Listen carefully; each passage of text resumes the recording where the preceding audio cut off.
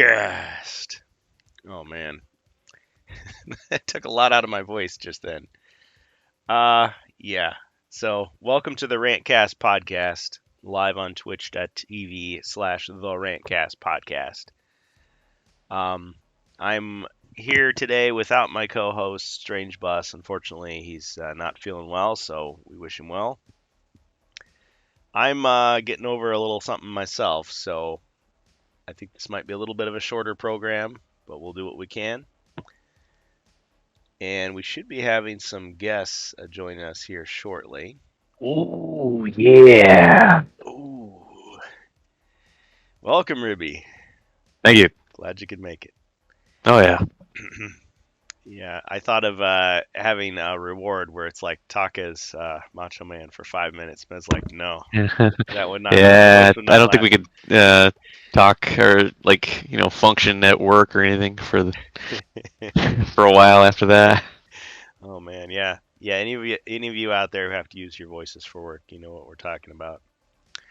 All right, well, let me douse the flames here so we can bring on some more flames. Is Bohemius joining us too? I don't know. Maybe he's getting a Slim Jim. It's very likely. Nope. All right, let's see. That would be a yes. Yes, he's joining us, or Question's yes, been he's answered. getting this Slim Yes, Jim. he just popped in. All right. So shout out to Carl Casey at White Bed Audio. Good stuff. The music there. We'll just douse that for now. So I was like, man, all the stuff I got to talk about is like old. I feel like it's old news. The old. Not Yeah. even the news anymore. No, no, it's the olds for sure. Yeah, because we got a closer look at First Light.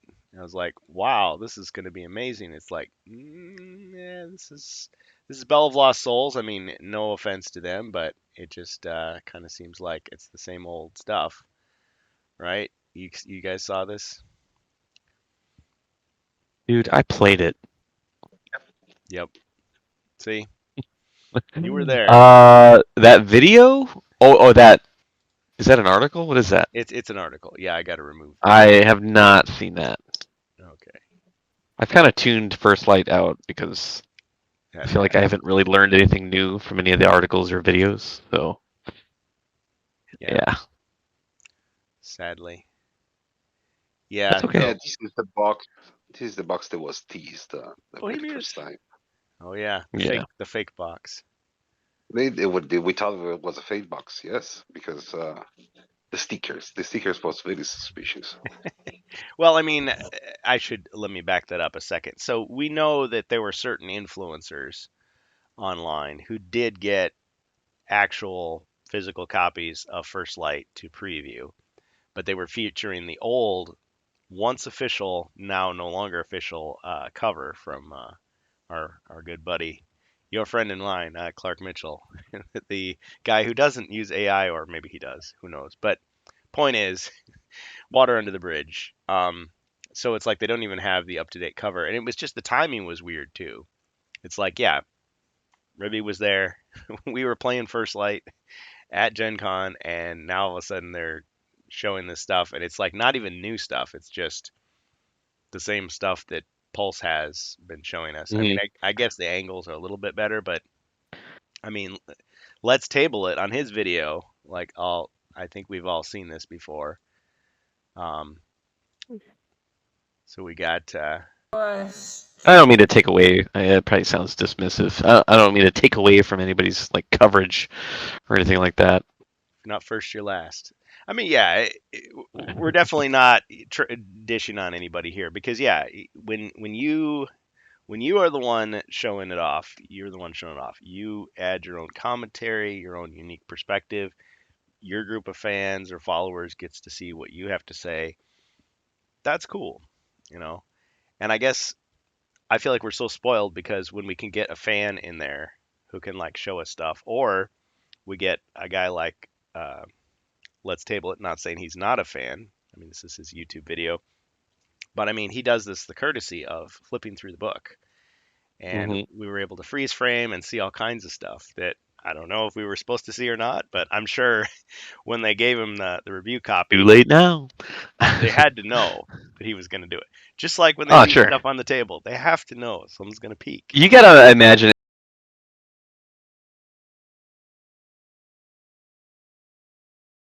But this was the newest thing for me was just looking at the rule book, like, oh, okay, and it looked like they stuck pretty closely to the game system. I mean, it's kind of like somebody just took all the text from the rule book and said, okay, can you arrange this in a way that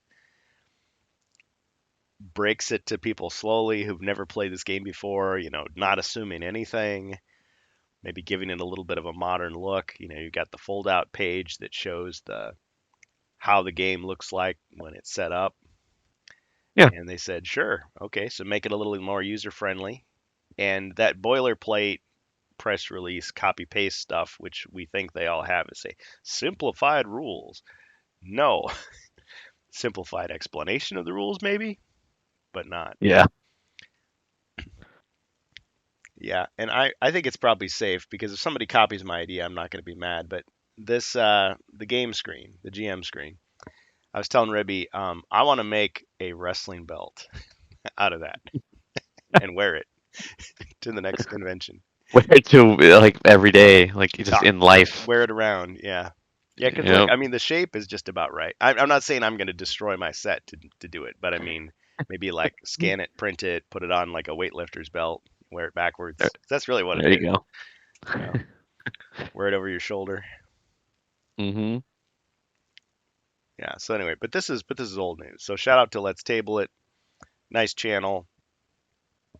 And he I think he responded even because we were kind of I mean some of the things we said were a little bit critical. So I mean we weren't trying to rag on him or anything. But he's like, no, nobody told me what to say. It was just like this is what Like, I dude, we're, had, we're and we're critical of everybody and everything. So yeah, yeah. Well, people can this be is the critical internet. of us too. Yeah, it's the Welcome. internet. Yeah. Welcome to the internet. No, I was thinking to myself and just kind of thinking out loud about the fact that for all we know, First Light is going to be a major hit. And it's not just going to stay at Target, it's going to go to other places. And you're going to get a whole bunch of people who are going to get into HeroQuest because of First Light. And That'd be cool. will they'll look back and go, wow, the minority of people were the ones who came over from the original game. And most people play this and they get nostalgic about this. And at some point, their voice may matter more to Avalon Hill and Hasbro than ours does. And I was like, oh man, we might be overshadowed. So I was like, so take that into consideration. We will become the olds. Yeah, be nice to the new fans, help them out, get in their good graces, so they're not just like dismissive of us, in a few years. Because if we act all high and mighty, Yeah, yeah. A little bit of gatekeeping, I think, is not a bad thing, but don't overdo it. yeah, it's like but it would be better if it were compatible with the old game. It'd be better if they give you the option to do this other thing. Yeah. So, I mean, he did a great job, and I like the fact that we got our cardboard rolling trays. I think that's just perfect. Oh yeah. So yeah, but we've seen all this. So this new this new page, Bell of Lost I Souls. I just want to throw out there Yeah. your at least for me your stream died unless I need to reload it. I need to Oh, reload it. It's me. oh. Never mind. Okay. Yeah. No worries. Yeah, I was just gonna say, there's no real other news about the Target release. We're still thinking um, January 1st in store. So no Black Friday deals on this thing. But yeah, That's so wild that it won't be available for Christmas. yeah, yeah, because they're going for the average person, not the hardcore Yeah. gamer, the hardcore collector. But I mean, Hmm. see, he just has some nice pictures of everything, but no And they're surprises. depend on the sale because if he did a good pre-sale, they could send the package before Christmas and wait for a restock for the store. Oh, it goes to the UK. Oh, I didn't realize that Belle of Lost Souls is a UK site.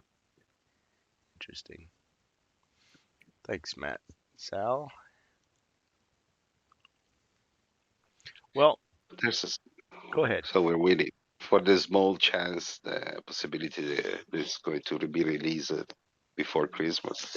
It's slim, but think about how many boxes they had to produce. Probably a lot. It's Probably a like, lot more yeah, than we know. A lot more than. I mean, they're yeah, gonna be. They have to like take all the copies of ET out of those landfills so they can put First Light copies in there. Make room. yes, yes. Use Wow. the sweet cardboard Hmm. abandoned the landfill. You need it's Biodegradable. the we did the calculation the other day. Many target are in the U.S. alone, 1,800. Yeah. So How many copies you want to give to each target list? yeah, Two? You give two copy to each target? No, you need to give them 4,000 copies. certain, Yeah. not 4,000 copy. 4,000 copy, I don't know, but I mean, what is the decent number? Oh, for each Copies store? Yeah, I don't know. I'm for each. because when you look at it, like you might go into your local store and you see like there's two copies Yeah. of Monopoly on the, but they've How got much more do in they the back. stock back there? Like 10? Yeah, for the shelf, but then you have Hmm. also 10, 20, the something like stock. that? Yeah, It's a lot of copies. because if they goof up, then you're gonna go to places like Ollie's and Fleet Farm, and you're just gonna have stacks of it on discount. And at the same time, you have to have the one for Target plus all the customer they are already into the game, so Pre-orders. Yeah. they already pre-order. So Yep. it's a huge quantity. And of course, in other countries, you'll have whatever stores um, are sort of the equivalent. Your What I mean, they had to for sure at least double the production of the other expansions for First Light. because Yeah, potentially, well, you could calculate, yeah, because like out of every they, few copies that you sell, someone's going to buy at least one of the other expansions. So you're going to have to be you ready. already know that you have a fan base that is going to buy it. Okay, so you already Hmm. count on those people to buy it. But in top of that, you have to also serve the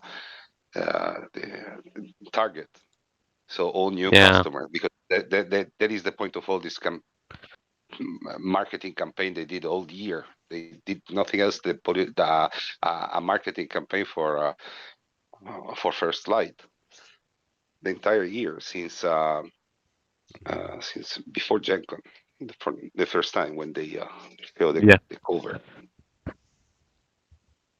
You got to figure just the sheer number of young, probably mostly boys that are going to be wandering by that area Hmm.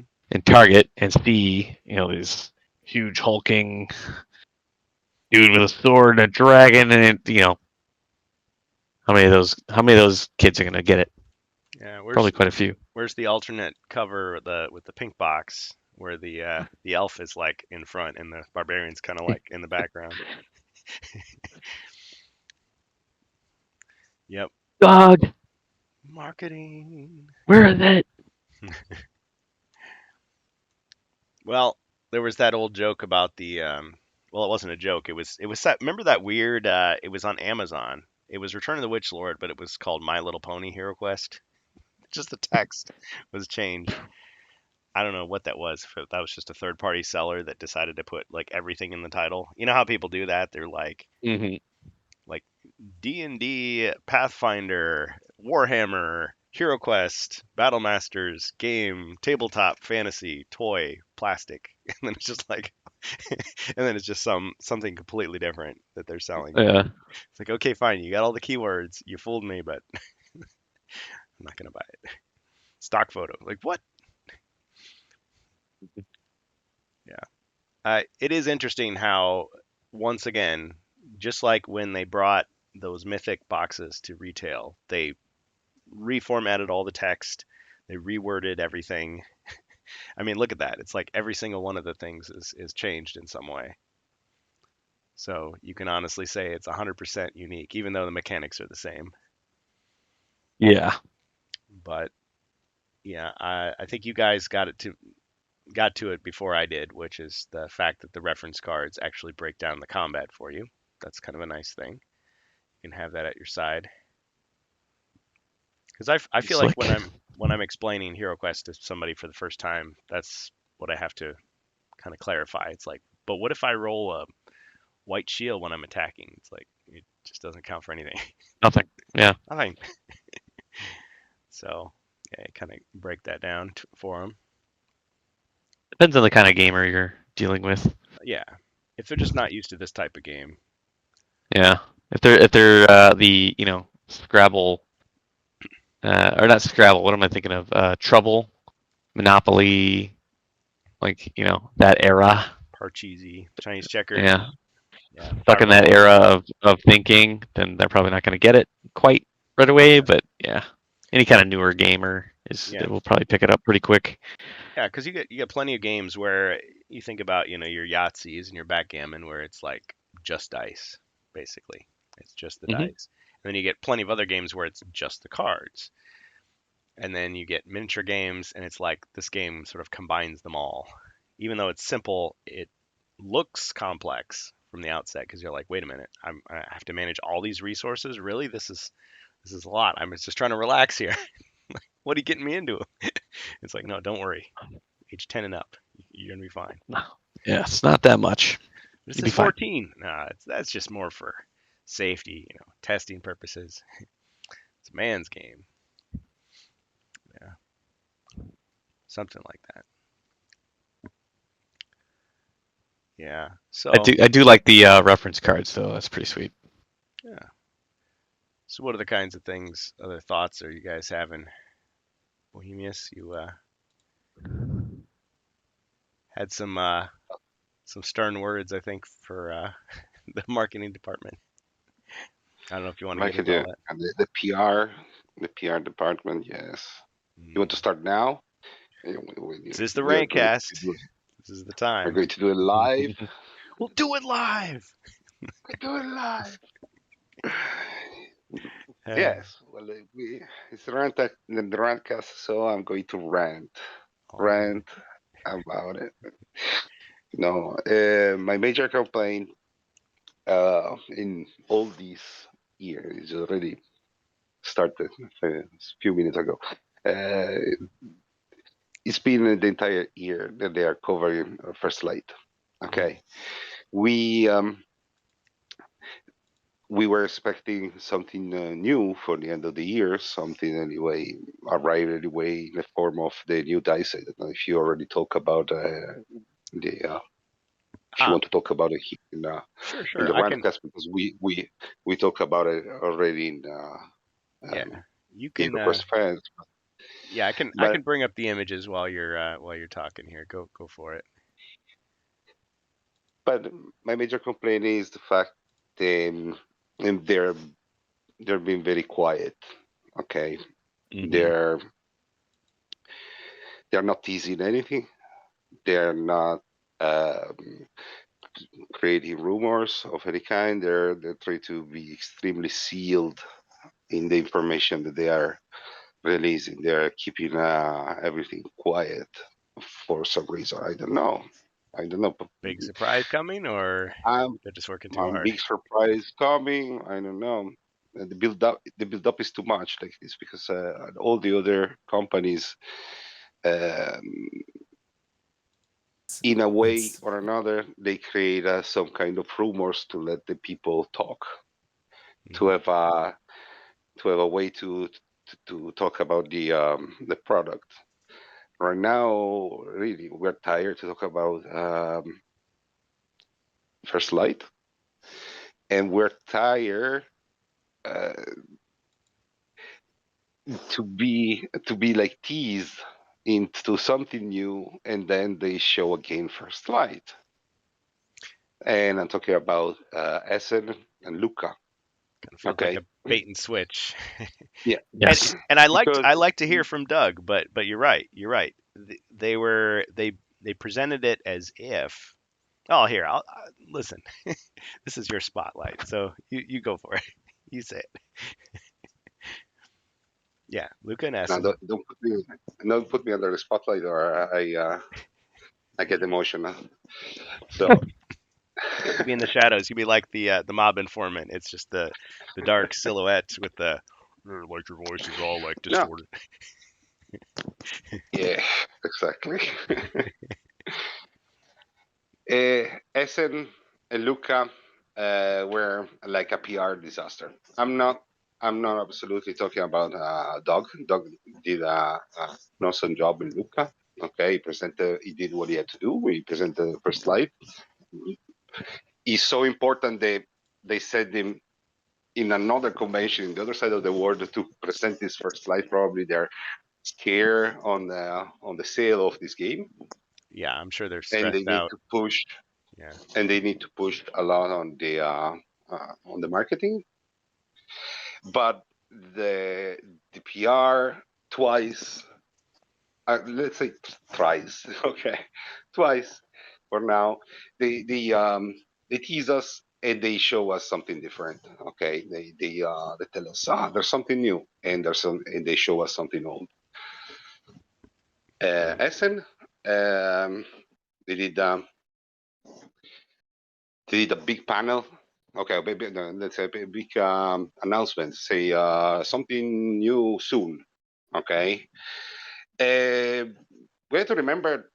We have to remember that they are covering also different games now. They're different. They're covering Talisman. They're still covering, of course, Betrayal. Is that Yep. they come even for HeroQuest, Hmm. and they have to cover also new stuff they're going to produce.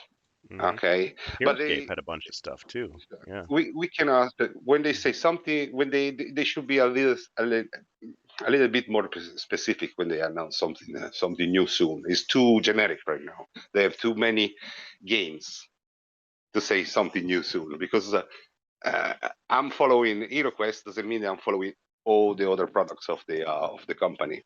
So me as a HeroQuest fan, I feel left behind.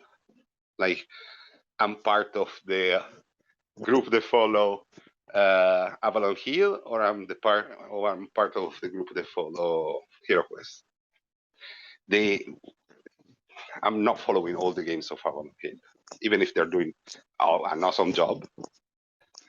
They have to understand that where they have to target a little bit more their PR, their public relationship. Yeah, because they cared about getting our attention before. Um, why should that have Yes, changed? but since we had the change of the elm, we have seen the difference. Okay, and I don't know who was the who invented all those leaks and puzzles that we had to solve, but was something that was interesting and fun, because keep keep us talking about Hmm. HeroQuest, and keep us interested in doing speculation. It's part of the game. Okay, Yeah, like a meta game. between Yeah. it's a meta game, because you play at the table, but then when we are in the forum, what do we really talk about? Nothing. The game, the chat become quiet. We don't have anything to discuss. Okay, after we have the very first month of news, we have the new product. We talk about the new product, but we already talk about the new product for the previous 2 months, because was already out. Okay, all the images, the previews were public. Uh, we don't have much to talk about it. And you understand, last year, we want to do we want to confront last year with this year.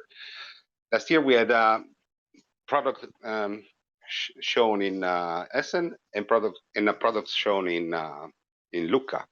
So we were at the same time last year we were like overwhelmed by information, and we were talking about doing um, every kind of speculation and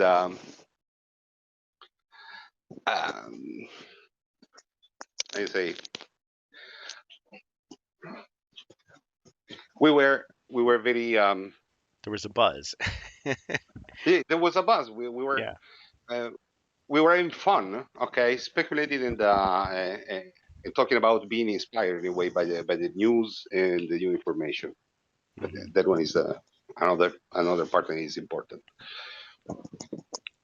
So maybe there's more Uh, focus now, but a lot of the energy seems to be sucked out of it. It seems to be very limited compared to um, what we just experienced. it's sucked out by the other products and by First Light. First Light took too much of that PR power. They could have put in something else. So, but I believe mostly because um, First Light is being delayed for sure. They had to redo the cover. Yeah. They had we have the proof that we have um, stuff that is already been printed. Okay, what you're showing right now, Hmm. it was already been printed with the other cover, so they had to stop production and restart everything. Okay, and it's like last year they had 4 different releases. This year only 2. So it's half of the product they produced last year. Because if this one is coming at the beginning of the year, First Light, I cannot count it in the release of the year. Yeah. And I suppose if you, I'm just imagining if Doug were here and we could just ask him, he would, put the best spin on it he could, or Patrick Where is maybe. he? Get him on here. Get him on here. Yeah, see, Chris would get on, but Hmm. different role, different role, Yeah. different role. Yeah, if they're not cleared to speak to us, they just can't. Um, they might. I could imagine them saying something like this, and if I'm misrepresenting them, they can always correct me. But well, we had to do all that stuff to get HeroQuest off the ground, to get HeroQuest started, to get these things going. But now that we've established ourselves, we can focus on First Light because that's going to be our entry point into the mainstream retail stores, as opposed to just the friendly local game shops, the hardcore fans who already know about us, all that kind of thing. And it kind of course, that could come across as we're ignoring you guys, you don't matter anymore, which I don't think that's what they would mean, but I'm sure there's probably sweating bullets over this about how it's going to succeed. And I feel like the cover is because of us, like not us, like us three, but I mean the community at large, is that um, there may have been people out there that had no problem with this old cover, but I bet you, yeah, in the long run, we were right, and they're going to sell a lot more with the new cover. I hope so. But I'm sure they're pretty stressed out until they actually see those numbers, justifying all the Yeah, I wonder if stuff that that went into it. is the reason partially for such a delay in announcements and stuff like that. Maybe they've put stuff on the back burner on hold until they see what this does. Yeah, because the other possibility is, what if it's a complete flop? What if, despite their best Complete flap. efforts, the only people that Let's buy just it, let's just kill that brand. You know, that would be such a disaster. that But would be. but the thing is, I'm thinking about it like this: if we, as like the classic fans who have come back into the franchise, buy First Light with as much enthusiasm as we accepted all the other expansions, um, what would be wrong with that? Hmm. But the problem is they're probably banking on, no, we're just a small fraction of the sales they're going to be expecting on this. Like they're expecting like lots of people are going to buy this. They're expecting an explosion well Explosion. beyond what they've seen with Jungles or Frozen Right. Horror, whatever. Yeah. Exactly. Yeah, because you think about it, well, for all a lot of people know, this is the first HeroQuest. This is the beginning of HeroQuest right now. This is day one. This is or day zero, whatever. So all this other history doesn't even matter to those people. So it has to be like the perfect first date, that's going to get them coming back. So pretty nerve Yeah. wracking, probably. I mean, Yeah. It makes you wonder, like, because we don't know, like, how do large international corporations make decisions financially, and sometimes they you make know, stupid decisions and they lose millions of dollars. sure, and maybe they're looking at HeroQuest and going, yeah, that little brand, it's doing pretty good, it's making us some money, but not enough Yeah, it's for getting the for crocodile what we're Dundee. putting into it. Yeah, like if it doesn't, do X percentage, Yeah. let's just nix it, and Well, focus on something else. that's always a fear that some stuff suit is going to just like drop the Yeah, hammer on it. And all the hard work that Doug and everybody put into it, it's not going to matter. They're just going to be shuffled off to do other projects instead. It's like, sorry, hmm not And making enough I money. don't know, maybe not though, because you look at like some of these newer Kickstarters that are, what are they called, Pulse campaigns, Yeah. that they've done. Was the Asara that they just ran? As far as I know, which is like a new game, or no, it's a remake of an older game. I'm not that familiar with it. I think it's a remake of an older game, but they just did a whole um, Pulse campaign, and as far as I know, it was really a big flop. Like nobody was interested in it. Oh man. Whereas there is still enormous, interest in HeroQuest. So Yeah, because well, even some of their big brands, I feel like I don't know about like GI Joe and Power Rangers, but there've been a lot of Star Wars projects that have like not yeah, met expectations. that could just be a saturation issue, maybe, or Or a I TV don't know, show or a specific thing that they're based on, like people are like, nah, that nobody's watching. Yeah, it wasn't that big of a hit. So like they got X-Men 97 stuff here. I've never seen which that I've shit. watched some of it, and it's actually way better than I thought it would be. But I just wasn't that into it. I don't know. Yeah. Transformers, of course. Star Wars. See, I like the retro collection. I want to see more of those, but um, hmm yeah, it's just kind of inconsistent. Pokemon. Yeah, where's the HasLab campaigns? That's what we're looking for. Yeah, they got all this Ghostbuster stuff, and well, they just had the recent movie, I Frozen think Empire. they just shot out an email about Asara, and they said we due to the, let me see, I'll try to look it up too while you're looking at it. This is the only one going right Like now. due to the lack of interest or whatever, we've decided to pull the campaign They or something like dropped it. that. Yes. Oh, they didn't even Yeah, finish it? right. Oh Yeah, man, it was just that's that big of a embarrassing. fail. That's embarrassing. Yeah. Well, I don't Sarah know. was I don't know announced if it's as embarrassing. It's last just year. there's just not that much interest in it. You know. Go ahead, Bohemius. What were you gonna say? Yeah. Sorry. No, I was just adding to what Ruby was saying. The Asara was added last year, and the was announced last year when AsbroCon, as I always call PostCon, I PulseCon. think, Yes. Yeah, yeah. Yes. last year. Yes, and was the they tried to push it since then, but it looked like nobody wanted the It was. game. Yeah. It was very uninteresting, and I think they had it in the display case at Gen Con. And I swear my Yes, eyes like Oh, glossed over when I looked at it because it just wasn't that interesting looking. well, I didn't know I'm what it like, was. what is this? What is this game? That Well, purpley looking game? yeah, yeah. I see it now. I'm gonna throw it up on the screen. Throw up on the screen. Yeah. Sorry, It just portrait. wasn't interesting looking, and I don't think anyone was just that interested in it. Well, and here's the thing. Like, I'm not saying I'm the master of marketing or anything, but like, if it were me, I'd be like, "Oh, sir, I see you're looking at this big purpley thing in our box. Let me just tell you about it. This is Asara." And I don't think anyone nobody did mentioned it. that. Nobody did that. No. Nobody came up and said, "Oh yeah, let me demo this real quick for you." Right. It was HeroQuest, it was heroscape, and a little bit. I mean, I A little remember bit them of talking a little trail. bit about betrayal. Yeah, exactly. And that's all I remember them talking about. Yeah. And that's not to say that there Which, was nobody there that would have told us about it if we'd asked, but yeah, it was like if you didn't know, you didn't yeah, know. like the redheaded stepchild of Avalon Hill Games or something. I don't know. Okay, so yeah, someone had shown the picture of the message where they said sorry due to whatever we've Yeah, canned the I project. got the I got the email for it. I was just like, wow. Supposedly this was like an older game that was, they were doing another edition of, kind of like they've done with Betrayal. It just wasn't. It just didn't click with people.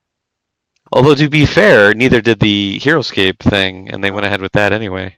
Yeah, there's been an explosion of those. I should throw those up on the screen too. You see them throwing up all over the screen. It's a mess. Can't Basically, believe the catalog is like all the stuff. I almost said the mythic tier.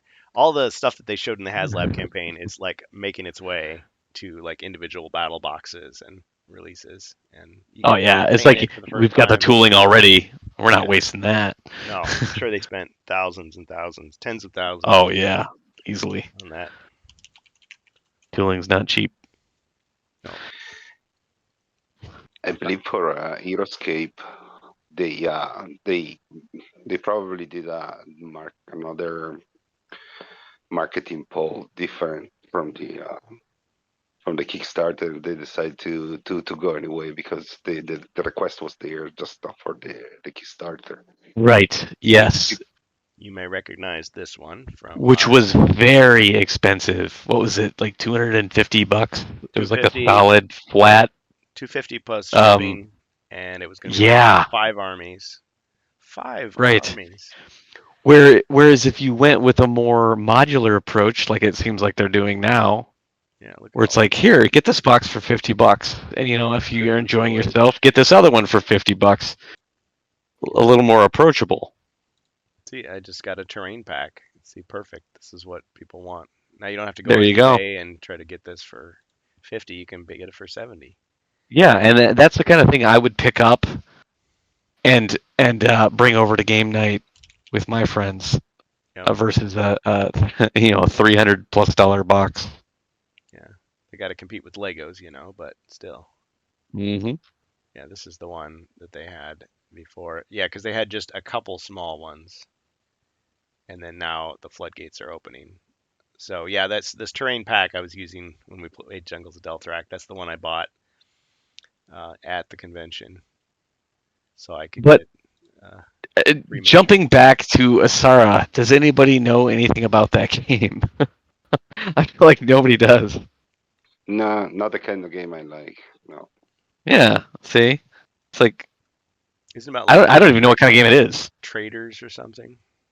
Isn't it one of those like commerce games basically? Oh, is it? I don't know. Yeah, this is the one I've got here. This guy got Craig Von Ness The design. promo.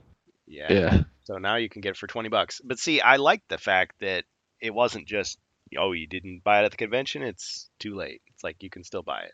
I mean, it's $20 Right. Yeah. for one figure. This is the one that I put it next to the other figures, and Bohemius was like, the scale is completely wrong. It's like, well, that's because he's like jetting into the sky, like towards the camera, so he looks like he's like bigger than actually he is. It's distorted. But yeah, they got these robots. I'll try to find it. Oh well, I could just go to Board Game Geek. You can. I played Heroscape for the first time at Gen Con. I had never seen it before. I had no idea how it played or Oh, anything like that. It was pretty fun. who'd you take control of? Do you remember? Well, we switched off. Uh, I don't remember the name of the characters now. Architects. That's what you are in this game. Architects. Oh, okay. Tallest tower type thing. Yeah, and I feel like see, Building. to me that looks more interesting than the new version they have. Oh yeah, because it looked all like cyberpunk, whereas this Yeah, this is more like much like more colorful, and Talisman. it's like the newer one's supposed to be like futuristic, like you're building like a new I guess so. cyberpunk city or something. Yeah, I don't know. you're gonna bulldoze old Detroit and build up Delta City. Buy that for $1. Mm-hmm. Lots of cardboard. But yeah, it's very colorful. And I'm sure there's people out there who have taken this and turned it into a HeroQuest outdoor area because everything can become HeroQuest if you want it to be. Struggling to remember the name of um the RoboCop corporation. Starts with an O. Oh, OCP. OCP. That's what I'm thinking Yeah, of. I forget stuff. I forget stuff. Yeah, if I'm Yeah, I'm getting old. the funny thing, well, and too about like Hollywood hype and all that stuff. It's like everybody's talking about it. So I watched the very first episode of Game of Thrones, and I was like, nah, this isn't for me. But throughout, like every time they mentioned like a place name or like a name of a royal house or something, I was like, I know that just because I remember people talking about it, and I had no context for what the heck was going on. It's like, oh I yeah, understood that reference. I know what that is. Yeah, but it was just like, this is like a poor man's every other fantasy thing that I've seen. Well, and no offense to people who love those kind of stories, but it's always the same story. It's like I Claudius. It's like you got the royal family, you got people backstabbing each other. It's like you idiots, don't you understand? You got to work together because you're all gonna die. You're just a bunch of idiots. But it's like a soap opera, and then you got a big battle and stuff. So yeah, they look like they're having fun. Uh, Good old board game geek. Oh, and Yeah, earlier that we were that see showing. that just looks But infinitely more interesting to me. did it? That art style. I don't know what they were doing with the new one. So maybe it was just kind of a miscue of like what people wanted. Yeah, like a visual refresh, and they just really missed the mark with it. Yeah, maybe so. Yeah, let me see. I don't know. But the point being, yeah, like Kind of like when we don't know what they're doing with First Light. Are they? Are they? they were gonna bring back Space Crusade, but it was just like with like anime bikini girls. It was like what? Like, It's a totally different game. What? yeah, it's like I mean, yeah. Whenever you do a nostalgic refresh, yeah, you're thinking like, okay, I'm gonna go with what people remember. It's not like you have to disguise it as something else because don't have faith in your own presentation. Let's get it back here again. I mean, you can bring that out after you bring out the real one, like as like an alternate if you want. But yeah, it has a totally different vibe. It's like Blade Runner or something. Yes. Yeah. Exactly. Neon world. I mean, it's colorful, it's cool, but yeah, just looking at this, I would have no idea what this game is. Mm-hmm. And that's not necessarily anything wrong. You can have a game that is unique, but yeah, if people aren't telling me about it, they aren't talking about it, they aren't playing it, how am I supposed to get interested? It's just a Right. bunch of colors. And yeah, I wasn't. Or if And I was apparently, a lot of people weren't. or if I was a fan of the original game and I'm like, I just want that back. But what is this thing you're giving me? This is not what I remember. And how big is the crowd of that game versus something like HeroQuest or Betrayal, which I feel like have much larger, Yeah, followings. yeah. So who knows? But yeah, I feel bad for anybody who wanted this and is now not going to get it because they goofed up. Yep.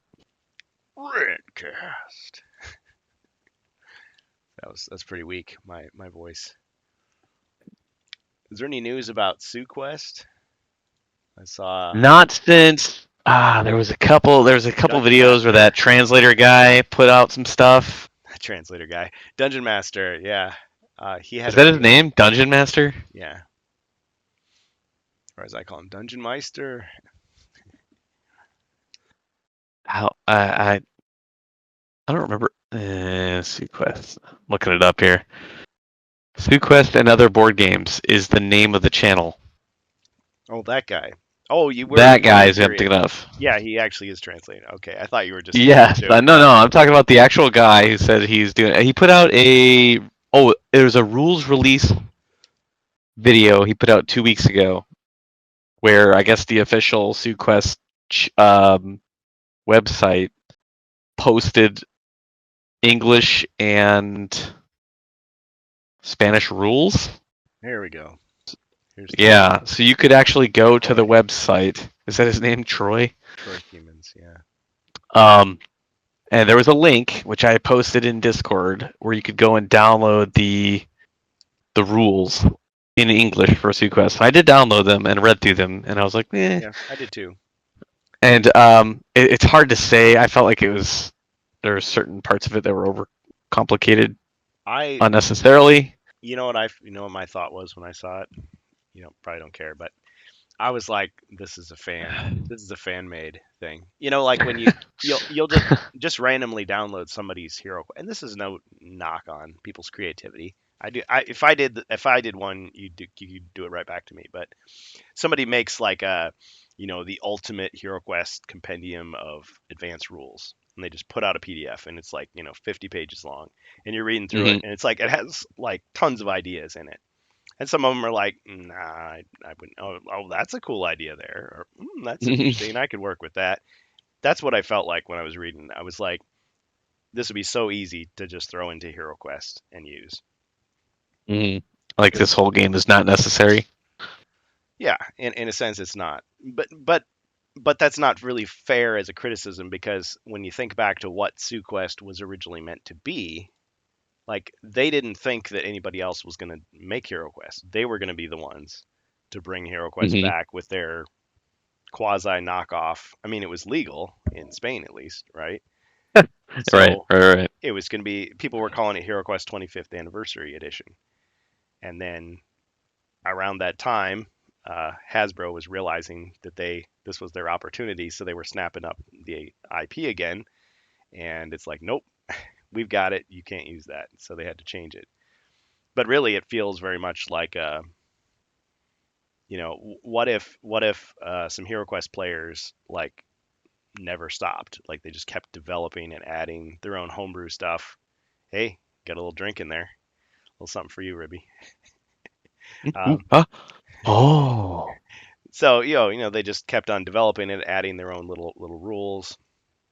I don't know about these barrel dice though, but it is kind of interesting that it's like, okay, if you roll the dice and it lands on one of the edges, it has a special effect. The question mark or the HQ. It's a nice way to simulate a low chance on a Hmm. D6. Yeah, yeah, because otherwise it just never happens. It's like Yeah, yeah. dice are cockeyed, Jack Daniels. But I'm telling you, it's the only thing that I find interesting in all this Sucrest. I don't know. I just I I love dungeon crawlers. Yeah. Okay, but I don't know. It's like you said, it's too complicated. Yes. Well, I could But see buying this and just going, yeah, yeah, yeah, yeah, and just tossing like half the stuff to the side and just playing like a simplified version. But then you're like, but it, why am I paying this premium price for it? it's hard to yeah, that's the thing. The price probably isn't going to justify it, but it's really hard to say how it will actually play out. Hmm. Like if you actually started playing it, you're like, wow, this is actually really fun.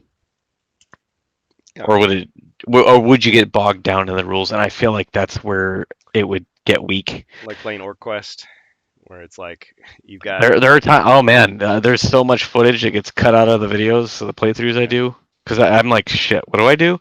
And I like run over, grab the rule book, and it's yeah, 5 minutes of dead silence as I'm like yep.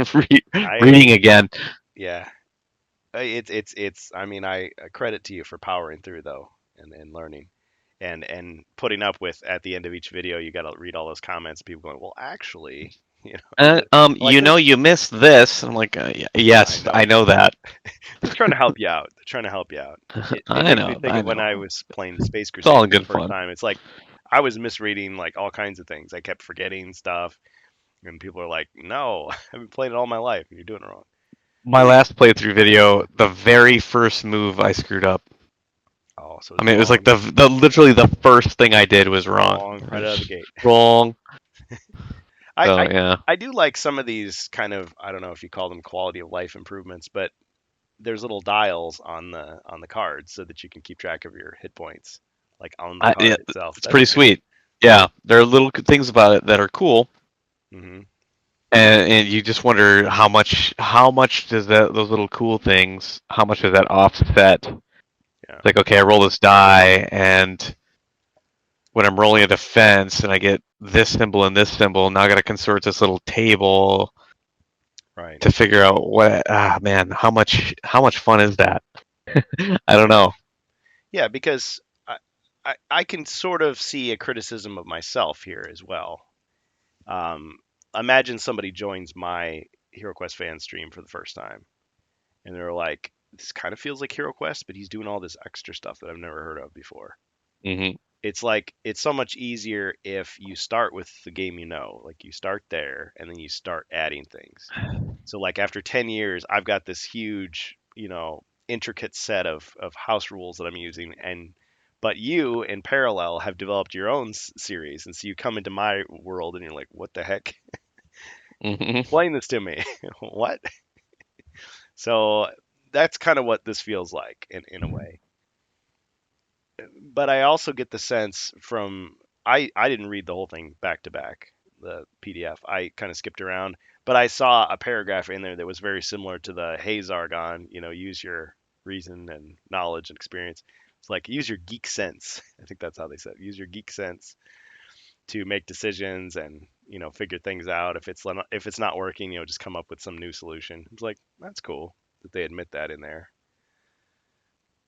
because that's a very hero quest way to look at it rather than, oh no, this is this finely, oiled machine that is perfect and you've got to play it the way we designed it. Yeah. Another thing that doesn't feel like HeroQuest is the complexity of the miniature, how they are in, in Oh, they're like little pieces, and it's statues. more. Yeah, well, they look like uh, Games Workshop kit. Okay, because you have very small parts to assemble. The, Oh, the miniature doesn't it, come already assembled it's like a a hobby. HeroQuest. It's a hobby game. Yeah. Even the original Hero Quest, you Yeah, took the things off the sprues and they were ready to go. Oh, there's the dice comparison. Interesting. Hmm. Yeah, you Very you've got to strange die. it the models are resin with like little metal pins in them, so you've got to like assemble them, glue them. You don't have to paint them, but I mean the furniture is just white, there so you go. it's You've got the video. there we go. And the model look Thanks, Troy. like a second edition Warhammer. Okay, so not the best in proportion, and but Oh, there he goes. there is it's about the taste if you like it or not, because Hmm. So if you I like that didn't like it much. aesthetic, yeah. Yes, it is. Well, Bohemius, you've shown me some of your just a little snippets of your collection that you used to do all kinds of like commission painting work and stuff. So you probably are much more of an expert than I am on this. What was your favorite era of Games Workshop models if you had to pick one? Uh, the model I really love. Well, if we want to talk about Talisman, just to understand the model of Talisman, they were the best because they exaggerated. Because I like the cartoon style Hmm. of the third edition of Talisman, Big hands, of big heads. everything that was produced in that period was yes, because the character was cartoony. Hmm. But again, it's a matter of Like a comic book. aesthetic. Yeah. Yes, new stuff. For example, they is produced right now by Games Workshop for Warhammer 40K. I'm not a big fan of it. Okay, because I like more goofy stuff. But it's You like the goofy stuff. yeah, I'm kind of with yeah. you on that. I see the new models and it's like they look cool, but I guess my thing is since I'm not starting my collection from scratch, it's like I'm mixing these very ornate, very detailed, very complex figures with simple, chunky kind of, guy raising a sword with one hand and holding the shield in the other. It's like it doesn't match at all. Yeah, for example, the first edition of HeroQuest is closer to the style of previous edition of Warhammer, Hmm. and close to TheQuest in a way. Okay, but yes, with the very long legs, very long arms. You notice that. Hmm. For example, the goblins and the orcs in the first edition were the of HeroQuest are We'll disproportionate. give this Hmm. guy a sub. So this is Troy as well. So he does have more than one channel. So yeah, thanks guys for out. And then he talks about the rule release. So yeah, if you want to learn more about tseuquest, he's your guy. I've painted not only Games Workshop, I painted Privateer Press, War Machine a lot. Oh yeah, Don't know if you know the game. I've painted Blood Bowl a lot. Blood Bowl. Never Me played it. single miniatures for Dungeons and Dragons, Hmm. every kind. So every single one I got a different style, but more is mm, through scale, they call it, I believe. And less I like it because when they are so small, you lose detail at it, and the hands are too small. I like a cartoony because also they're more in parallel with my style of painting, cartoonish. There you go. Yep, that's a good answer. So this is the dice tower. I was trying to pull something up, maybe to jog your memory, there, Ribby, about what you might have done at Yeah, Gen Con. Ah, see it was like a starter set, they and got we the stitching. So this is so funny because yeah, I have the uh, Rise of the Valkyrie master set that I bought from a guy on Board Game Geek, and it's like the instructions are just like newsprint. It's like really cheap, but like yeah, he just held it up and it was like glossy with the hand stitched thread going through the. It's like deluxe. Of course, those are just cardboard. You can tell. It looks like not even cardboard. It looks like card stock actually. Yeah. Sorry, I kind of cut you guys off. Go ahead.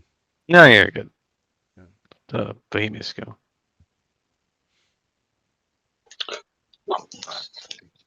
What I have to say. You're talking about your preferences for the styles, and I get all that, and that has a lot of appeal to me too. I mean, I at one point in time I took it upon myself to just recreate the expansions for HeroQuest that I never had back in the day, and I was grabbing like Reaper miniatures because I'm like, wow, the plastic ones are so much cheaper than the metal. I could just buy these. And so I was selecting figures that I thought looked good, but I mean, there was definitely a change in the style, but they were close enough that I thought, yeah, this could be an ice gremlin or this could be a frozen horror, you know. And then when the remake came out, I was like, actually, these these bendy plastic figures with the round bases are very similar, even more similar to Actually, the yeah, actually. There was a huge evolution in how they produce the miniatures. Okay, Hmm. and that one impacted on the style. Okay, they just do the stuff more deformed was just to solve manufacturing problem. Hmm. Okay, you want to have a miniature that resists many print. Okay, you have to have a mold that they can produce million of the same item. Yep. If you do the mold that is too delicate, after after a while, it's going to be ruined. You have to do another mold, and the cost Yep. is high. Yeah, for sure.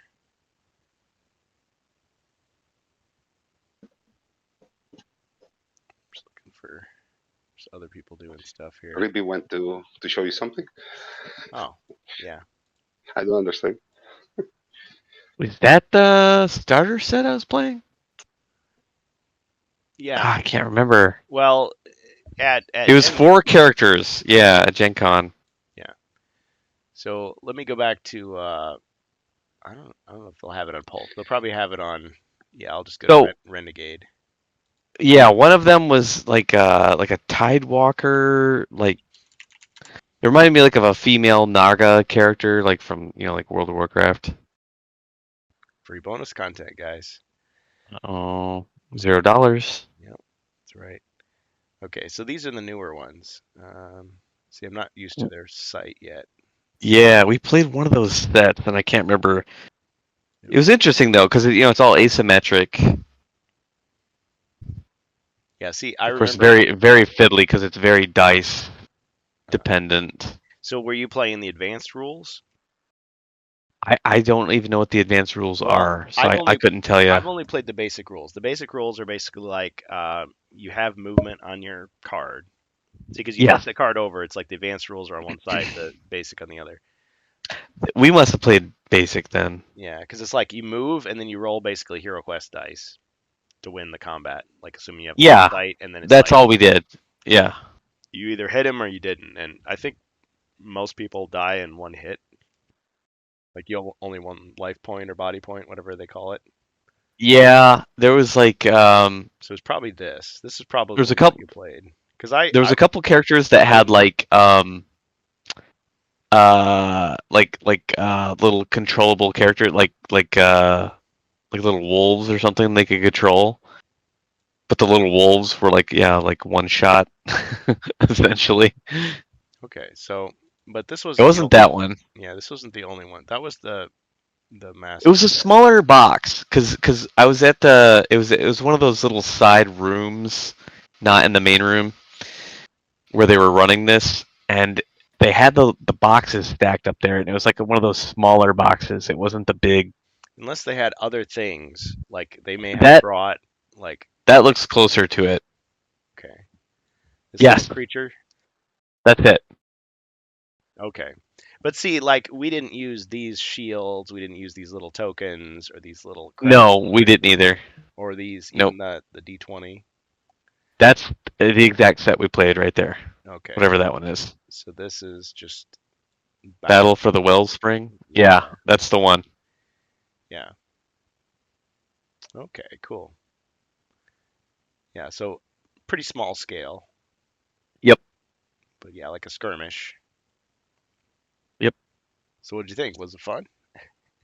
It was fun. I enjoyed it. How long did it take? Like an I, hour? I 20 minutes? we played two. Yeah, it was like an hour-long session. I think we played two games in that time.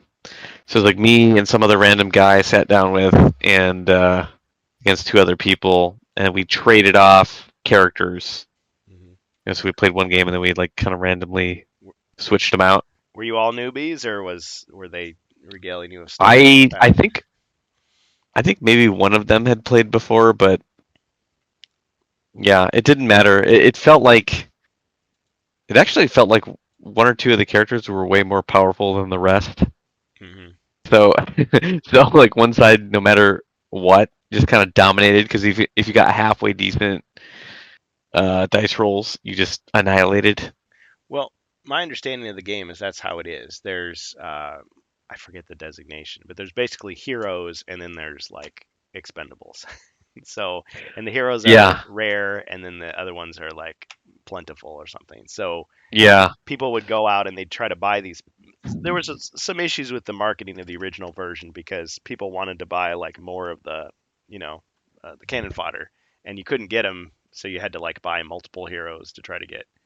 So it's like you had very because the rule is like you can only have so many of these and many more of these for like a tournament because this was a tournament game, yeah. competitive game.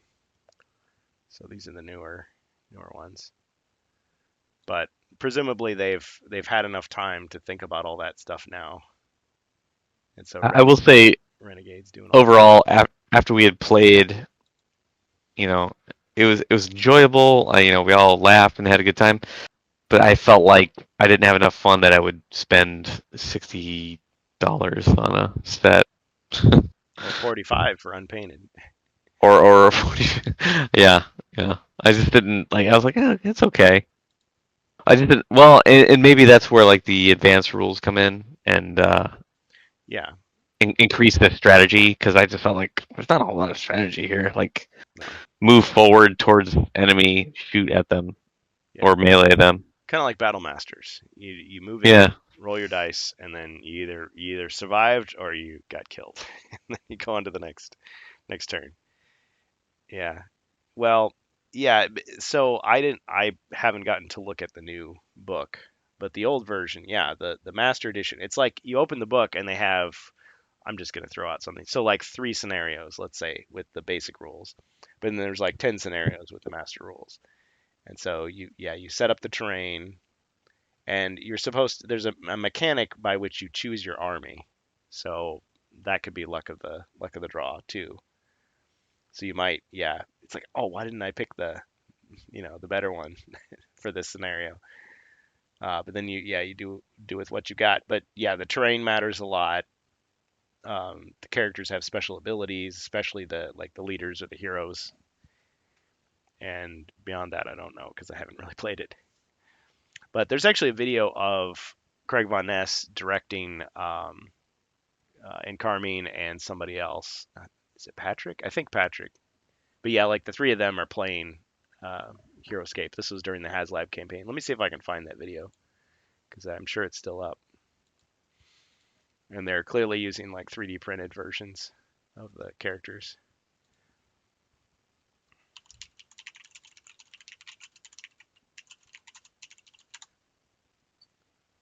Back when Avalon Hill had control of it.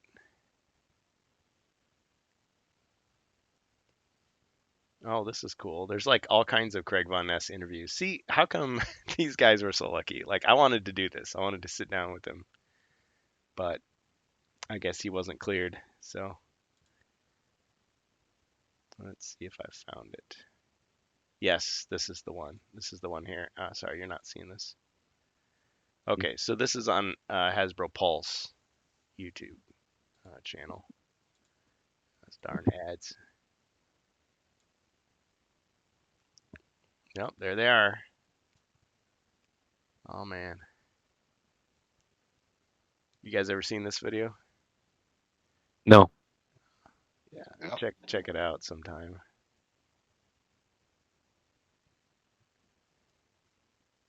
Yeah, so they kind of demonstrate how to play the game.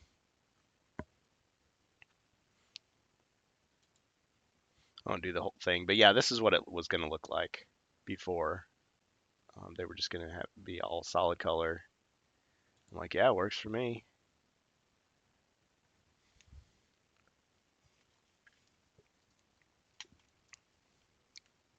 So you got your dice.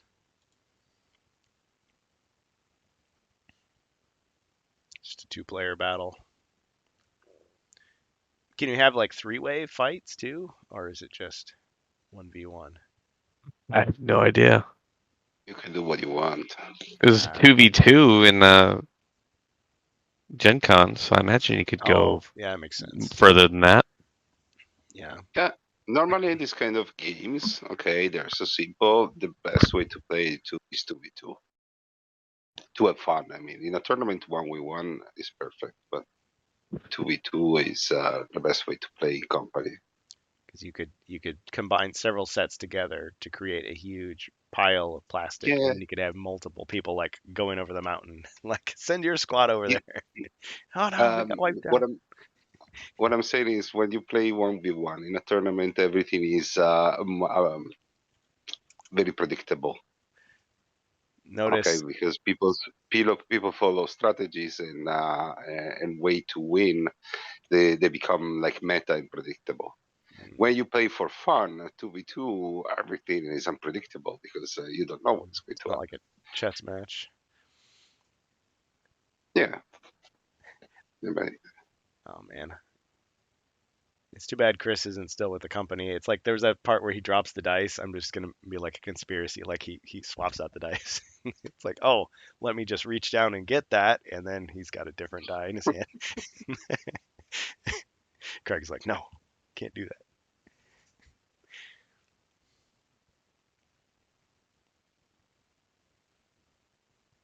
yes. Yeah. And you guys plan to buy this all the stuff that's coming out for this game? Nope. No. Yeah, I probably am not either, honestly. I mean, Yeah. if I had grown up playing this game, I'd probably have a nostalgia buzz for it, and I'd be like, oh man, I need to get this. But this to me is a board game that was entering into that territory of, got to catch them all. You got to buy the competitive. It's like building a Magic deck. You got to buy the booster packs to get the ultimate army to stay competitive with other Yeah. people. And it's just like buy, buy, buy, collect, collect, collect. And it's like I have other Yes, stuff I'm spending my money on, so it's too late for this me. is a full-fledged skirmish game. So it's like a Mhm. kill team. So Yeah. yes. Now, if you're gonna, Mm. your mom's gonna make stovetop and you're gonna invite me over to your house to play, heck yeah, I'll do that in a But heartbeat. But as far as me, yeah, yeah, Yeah. buying a big that is set, the uh, that is the real reason why we're not buying it because we don't have like a group yeah, you need a group. to play with. Yeah, Hmm. because if there was a group and yeah, it's just like, oh yeah, I'll buy a small little box so that I have my little army that I can bring over. I mean, when I saw the Yeah. HasLab thing failed, I tracked down the original game and it was reasonably priced, so I bought it. And I had a little bit of fun playing it with my nieces and nephews. I mean, they spent more time building with the terrain than actually playing. It's kind of funny. But then Mhm. I was at the dollar store and I saw the Mattel Micro Minis and I was like, oh man, I can use Kung Fu Panda to like have a team of like Shaolin monks because the rules are online and it's like, oh, I can have a Power Rangers team, I could have a Incredibles team, I can have a Marvel or DC team. Like there was all these like little cheap figures that are about the right size because that was the other thing they were using licensed stuff. So you had a D&D expansion, you had a Magic the Gathering expansion, you had a Magic the Marvel Gathering has expansions? What? for Magic the Heroscape. Gathering did his own spin-off. Yeah. In other words, what I'm trying to Mhm. say is there were like licensed other properties that had Heroscape figures with Yep. stats and stuff that you could just insert into it. So it's like, okay, the Silver Surfer is taking on, Orc Man or whatever. Orc man. Orc Man, I, he's I the got the hero. Magic the Gathering version, and my family like it. It is a fun game every time we play. We play. We used to play more when it came out, but now not so Yeah. much. But yes, it's a nice game. You're having fun. That's what it's all about. Right. The spin on Magic the Gathering is the your leader have spells like in Magic the Gathering, Oh, and they are all yeah. You have a deck of spells like in Magic the Gathering, so you're playing and you add the effect of the spells to the game. that's a cool idea. Yeah, I think Um, the it's complaint cool. is Yes, the setup time, but yeah, if you're playing with little kids, they love that too. That's like part of the fun. Whereas yes. I'd be like, just call me over when you've got everything ready.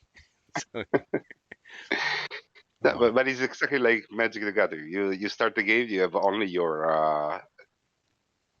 avatar, let's say, your place worker, mhm. and then you summon the monsters, and you fight to kill the enemy. Then place worker. Mhm.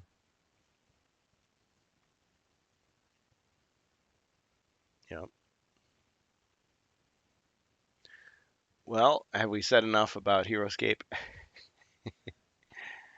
and But HeroQuest? we can continue. We can continue. I wish we could play all these games really, because I know Bro, you guys tabletop simulator. Oh man, yeah, good we point. should. Good point. Yeah. It's like, We should. shh, don't We tell should. Hasbro. We have a ton of games to Yeah. play. Yeah. Well, and I suppose, yeah, learn the game so you know it by heart. Find an inexpensive set, go to town, right? That's fine. But yeah, just the idea that okay, I'm going to invest in a hobby. It's kind of like playing 40K. It's like, oh man, what do I have to buy? I got to buy all this stuff. Probably going to Yeah. take me months and months to get ready. Or you do something like orcquest where it's like, man, I can't believe I bought this like gigantic these two gigantic boxes crammed full of stuff that takes me like an hour to unpack. But when I after a while you learn it and it's kind of fun. It's kind of interesting. If you Mhm. got somebody to share it with, even better. I do, but none of my group wants to bother. I Oh still play man. it solo. Oh, that's a The group shame. just wants to play HeroQuest, which is Ah, fine. see that you could take some of the stuff from orcquest and kind of just insert it in there. Oh, it's so easy. I keep trying to introduce them to other dungeon crawlers, and Well, but I mean it that's always comes back to the simple stuff, you know. yeah, it's like, oh man, we're playing HeroQuest and look at that. One of these monsters could ring the bell and summon other Oh, monsters. yeah, you're pissed off that you can't advance your character at all. Well, in OrcQuest, you could buy more skill cards. Yeah. Nah, let's just play HeroQuest. Okay, fine. Yeah. Yeah, there's not enough hours in the day. Yeah. It needs to be like what did people do back in the day? Like not speed dating, but it's just like you put out a personal ad. You're like, I somebody willing to play HeroQuest with me. It's like, okay, For the show love up. of God. They just show up. Yeah. Like, all right, let's do it. Play this. I think to date, you're the only other human being I've actually played OrcQuest with, even just digitally, but still. It was my honor, sir. Yeah, yeah. Nobody Be else wants to few, play it. be proud, What be the hell? band of brothers. Bohemius, how about you? Would you be interested in playing OrcQuest? I'm a social animal. I join every game that I find interesting. So yes.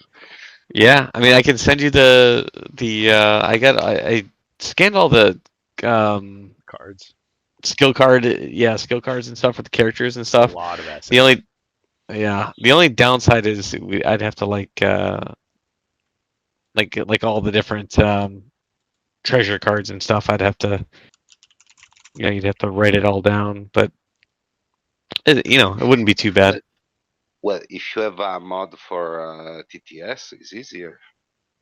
There is no mod for a TTS. There's You one can You gotta make create one. I could you have to create create one. the I one. could, but I'm not going to because it's an enormous amount of work. There is a mod for the original OrcQuest card game, but it's also in French. So Wee wee. wrong game Please. and wrong language. Uh, I really like though how you've sort of developed your own style here as you're kind of living into these OrcQuest campaigns. You're mixing in some HeroQuest stuff. You got a Oh yeah, we got the little dice tray going. But at the end, with HeroQuest, you can actually play every game. You just need the Yes, special dice, whatever they have, and imagination. the rule book. You I play any other I like the game. fact that you've got lint in your dice tray. It gives me hope because no matter what I do, there's always lint. Like you can clean it as much as you want, but there's still lint. Yeah. I got to finish. I started spray painting my set to like give it unit colors. Like the dogs were all going to be brown, the orcs were all going to be green, the undead were all going to be white, like that. And I did a few tests and they looked okay, but yeah, there's just a lot of them. There's so many of them. And now the weather is turning nasty, so I'm going to have to wait till spring. Yeah, check out Bourbon and Board Games. So, Ribby, the doors in this game are really just tiles, aren't they? Aren't they just little tiles? yes. So in the base game, it's all just tiles. Everything's tiles. Hmm.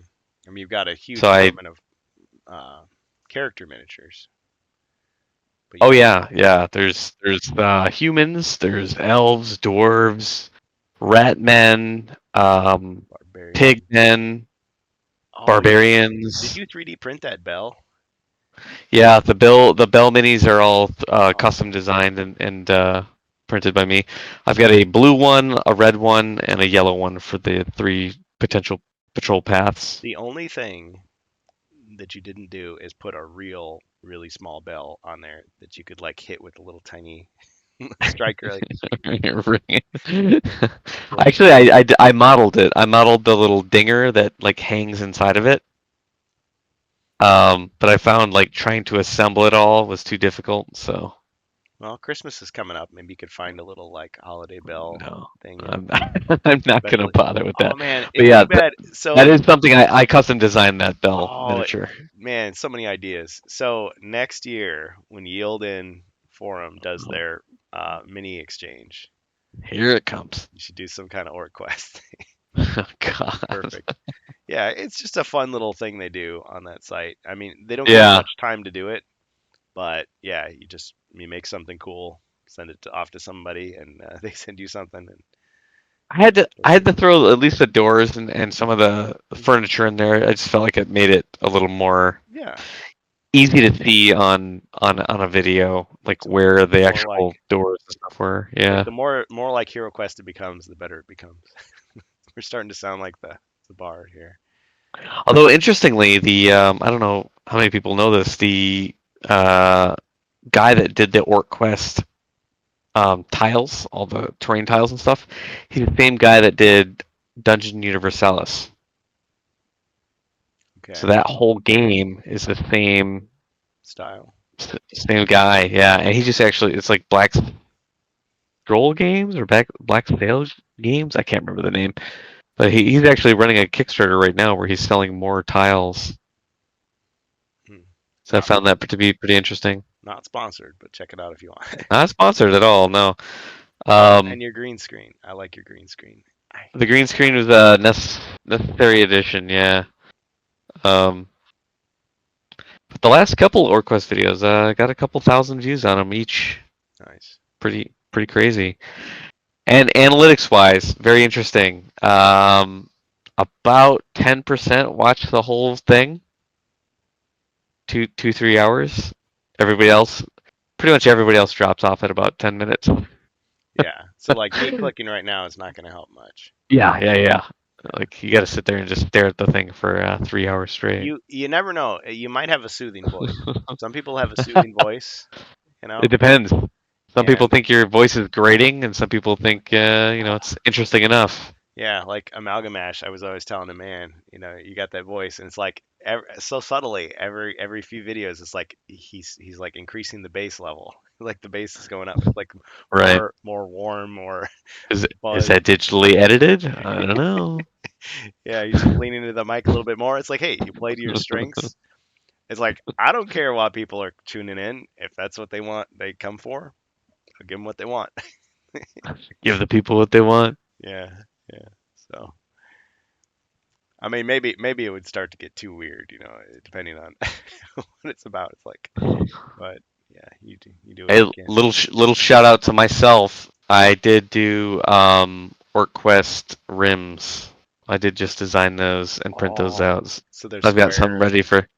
Yeah, there's little squares. So I'm gonna put those on the minis on the next playthrough. Oh, so you could have like the captain of the guard or um, Yeah. So whether it's good company for the good A, guys company or the bad B, guys, yeah. that could be cool. Oh, because there's Remarkable. yes, very because there's different levels of character, right? Is it? I'm forgetting already. Like the yellow, orange, and red Well, yeah. So that's for the patrols. alert level. Yeah. Alert level. Yeah, so depending on what alert level you're at, the patrols will spawn differently. Also, when depending on the alert level you're at, modifies the behavior of the activations of the enemies. So, like if you're at alert, there's yellow, orange, red. If you're, let's say, at alert level orange, every activation is a minimum of an orange, even if you roll yellow. So as that alert level goes up, the enemies get more and more aggressive and more, more dangerous, and obviously the patrols get more dangerous. They never did that in Star Trek. He was always yellow alert, red alert. Yeah, what the hell? First time Captain What's Kirk is like what's orange alert? orange alert. It's like what's Everyone everybody looks at each other like, snickering? what? What do we do? Ah, fooled you. We don't even have orange lights in the Enterprise. We Like, don't have any procedure for that. just Jordy got Mutiny. to install some orange lights. Like, what is this? Yeah, yeah. Start all over. Have to get a Yeah, refit the Enterprise again. yep. Retrofit. Yeah. We got to go to Starbase, whatever. Oh yeah. Dang. I used to know that stuff by heart. I, Starbase 7, whatever. Bohemians, help us out. Where did they always get their repairs in the Next Generation? And they go in a. Well, yes, I don't remember. Yeah, I don't Starbase remember. Yes, 11. and So it's always the same actually, Starbase. Yes, it but I was don't remember the name. Starbase 7 for 15 episodes, and then they switched to Starbase 13. Originally in the script, it was going to be Starbase 8, but they changed it. Okay, Yeah, but I think it was the S7. Yes. Starbase 7. I mean, it's got a nice ring to it, if that's the case. yeah. I've got to go back and watch all 7 seasons again just to make sure. Consult the Trekkie Almanac, Trekker's Guide. I actually have Yeah, the but Trekker's Guide. I read every single one. I didn't have to, but just their commentary was fun. Sorry, what were you gonna say? I was. I think they went like different places depending on um, where they were in the quadrant. I Oh yeah, don't. That's true. Yeah. yeah. Hmm. They were always on their way to do something or other. Diplomatic mission to Rana 3. Let's explore that nebula. We've been diverted to Oh, Scran. this would be an excellent chance to do some scientific research. Like Yeah, but meanwhile, I'm going to test out the new Dixon Hill episode I've been waiting for. Dixon Hill. Holy shit. And, yeah, Number one, step on it.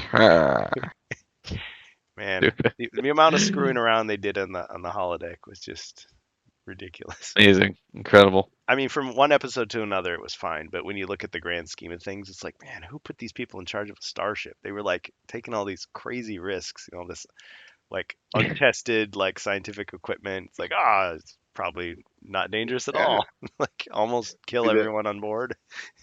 with the star with the starship full of families. So Yes, all it's those kids. It's like, well, yeah, we'll bring your family along. It'll be great. You won't Yeah, get lonely.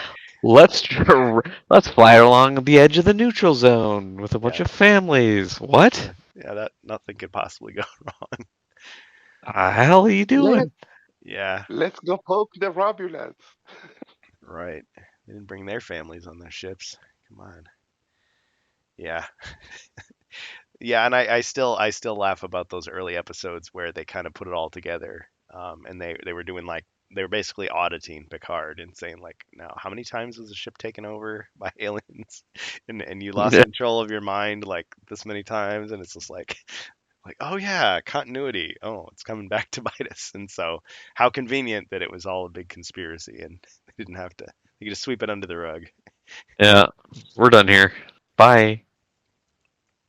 Yep. It's like Q has to come by and snap his fingers every so often just to erase everybody's memory, so they don't realize how Yep. how unstable everybody actually is. Yeah, and Picard was like one of like the good captains. There were some. Well, I guess it was usually the admirals that were just always doing Every admiral was always a dick for yeah, no freaking reason. I don't know why. or evil or crazy or combination. Yeah, Which yeah. one was your favorite captain between all of them? All the series, all of the spin-off. Oh, Favorite captain. oh, Yeah. I got to say Kirk. I always enjoyed the original series the most. I mean, I enjoy the Picard character. I feel like he's a Uh-huh. totally different character in the movies than he is in the TV show, and I never watched the Picard show. But yeah, in TNG, Yeah, I never watched the Picard the later ones. I just only watched TNG. Yeah, what does the But Picard want? Nobody knows. I'd probably say I'd say Picard probably. I Yeah, think he like lived up more to the Starfleet ideals than Kirk did. yeah. He tried to anyway.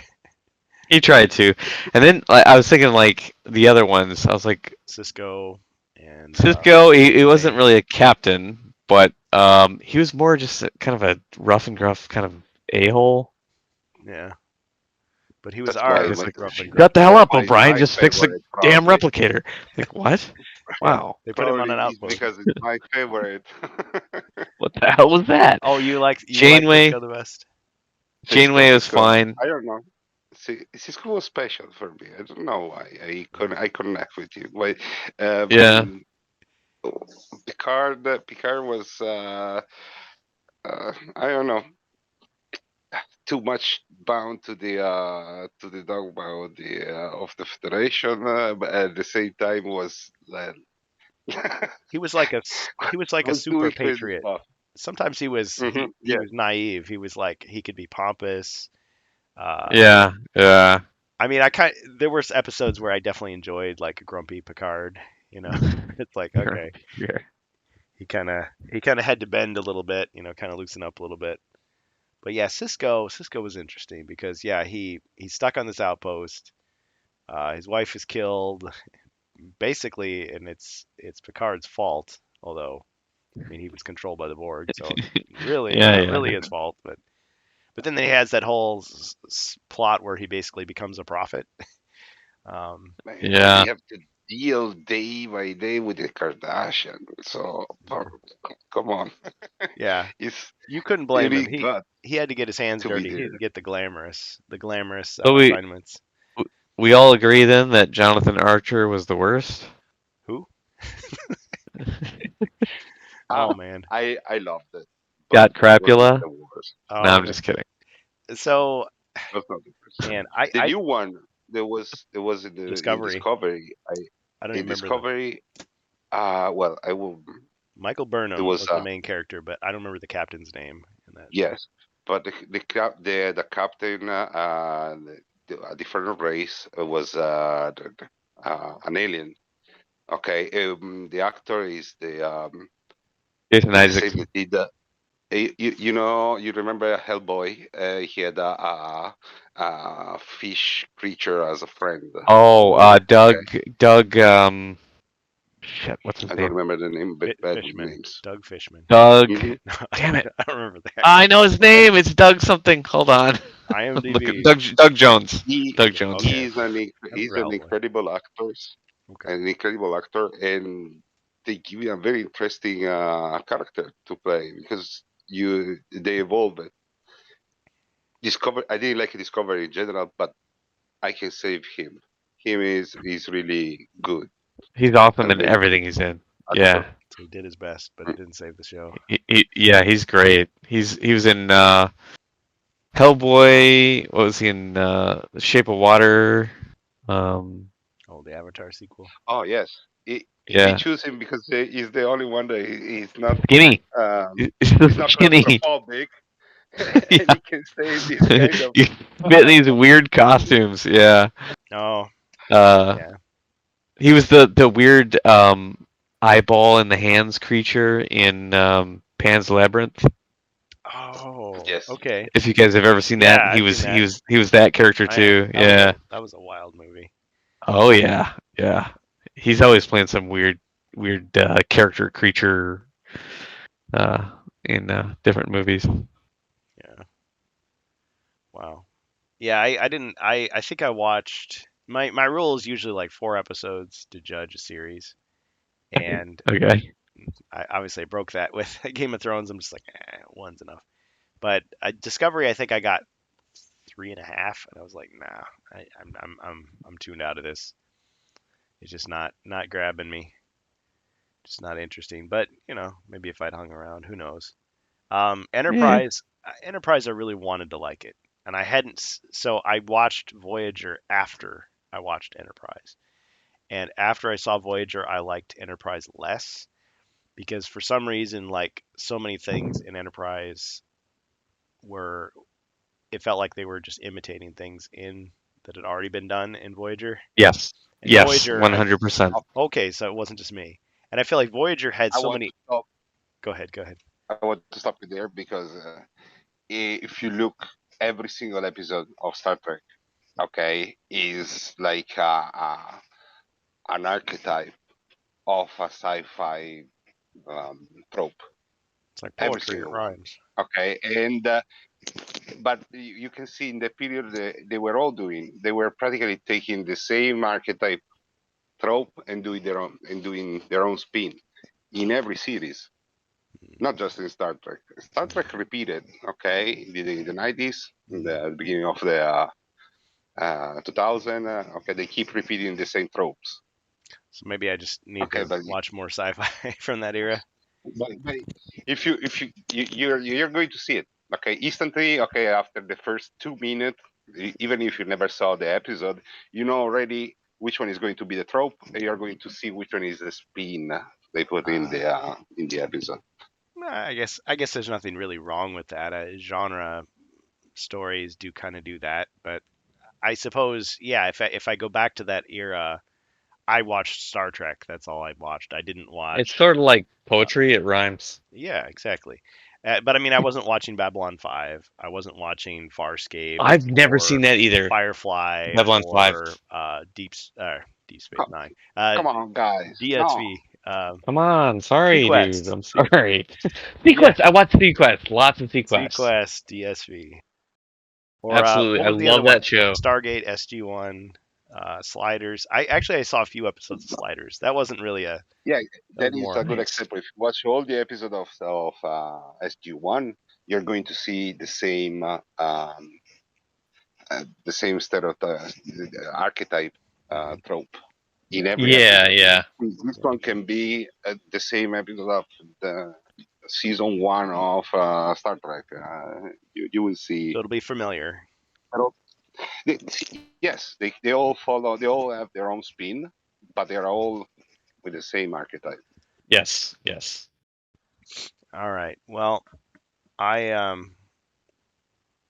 yeah, I think when I had HBO Max way back in the day, I started to watch um, Babylon 5, and I think I got to episode 2 before my subscription ran out. So that's as far as I got. So I probably didn't learn Wow. anything. Yeah. But I've heard though that actually, I mean, a lot of people think that they copied Deep Space Nine, but I think it was actually the other way around. I mean, they kind of developed in parallel. I don't know if you guys know anything more about it than that, but I've heard different Babylon I things. 5. just remember Yeah, they were out around the same time. Hmm. yeah. Just the name Babylon. Okay, Tower of Babylon. Hmm. You know. Okay, it's like Babel with the different you know, voices, different it's a languages. hub. Yeah, It's like yeah, it's like a hub of many cultures. yeah, all the people coming together to Yes, last chance and for Deep peace. Space Nine. Deep Space Nine was like similar, but Similar. completely different anyway. Yeah, it wasn't Hmm. really exactly the United Nations, but it was like, yeah, it was the Bajoran outpost, and they did bring people from lots of places. I remember that commercial they're promoting it. It's like, oh, it's Star Trek, but instead of going out, it waits for you to show up and have adventures. And then they kind of like violated that later by just having the Dominion War and they had the Defiant ship. So they had a ship and they would go out and Yeah, they had to mix it up a little bit. yeah.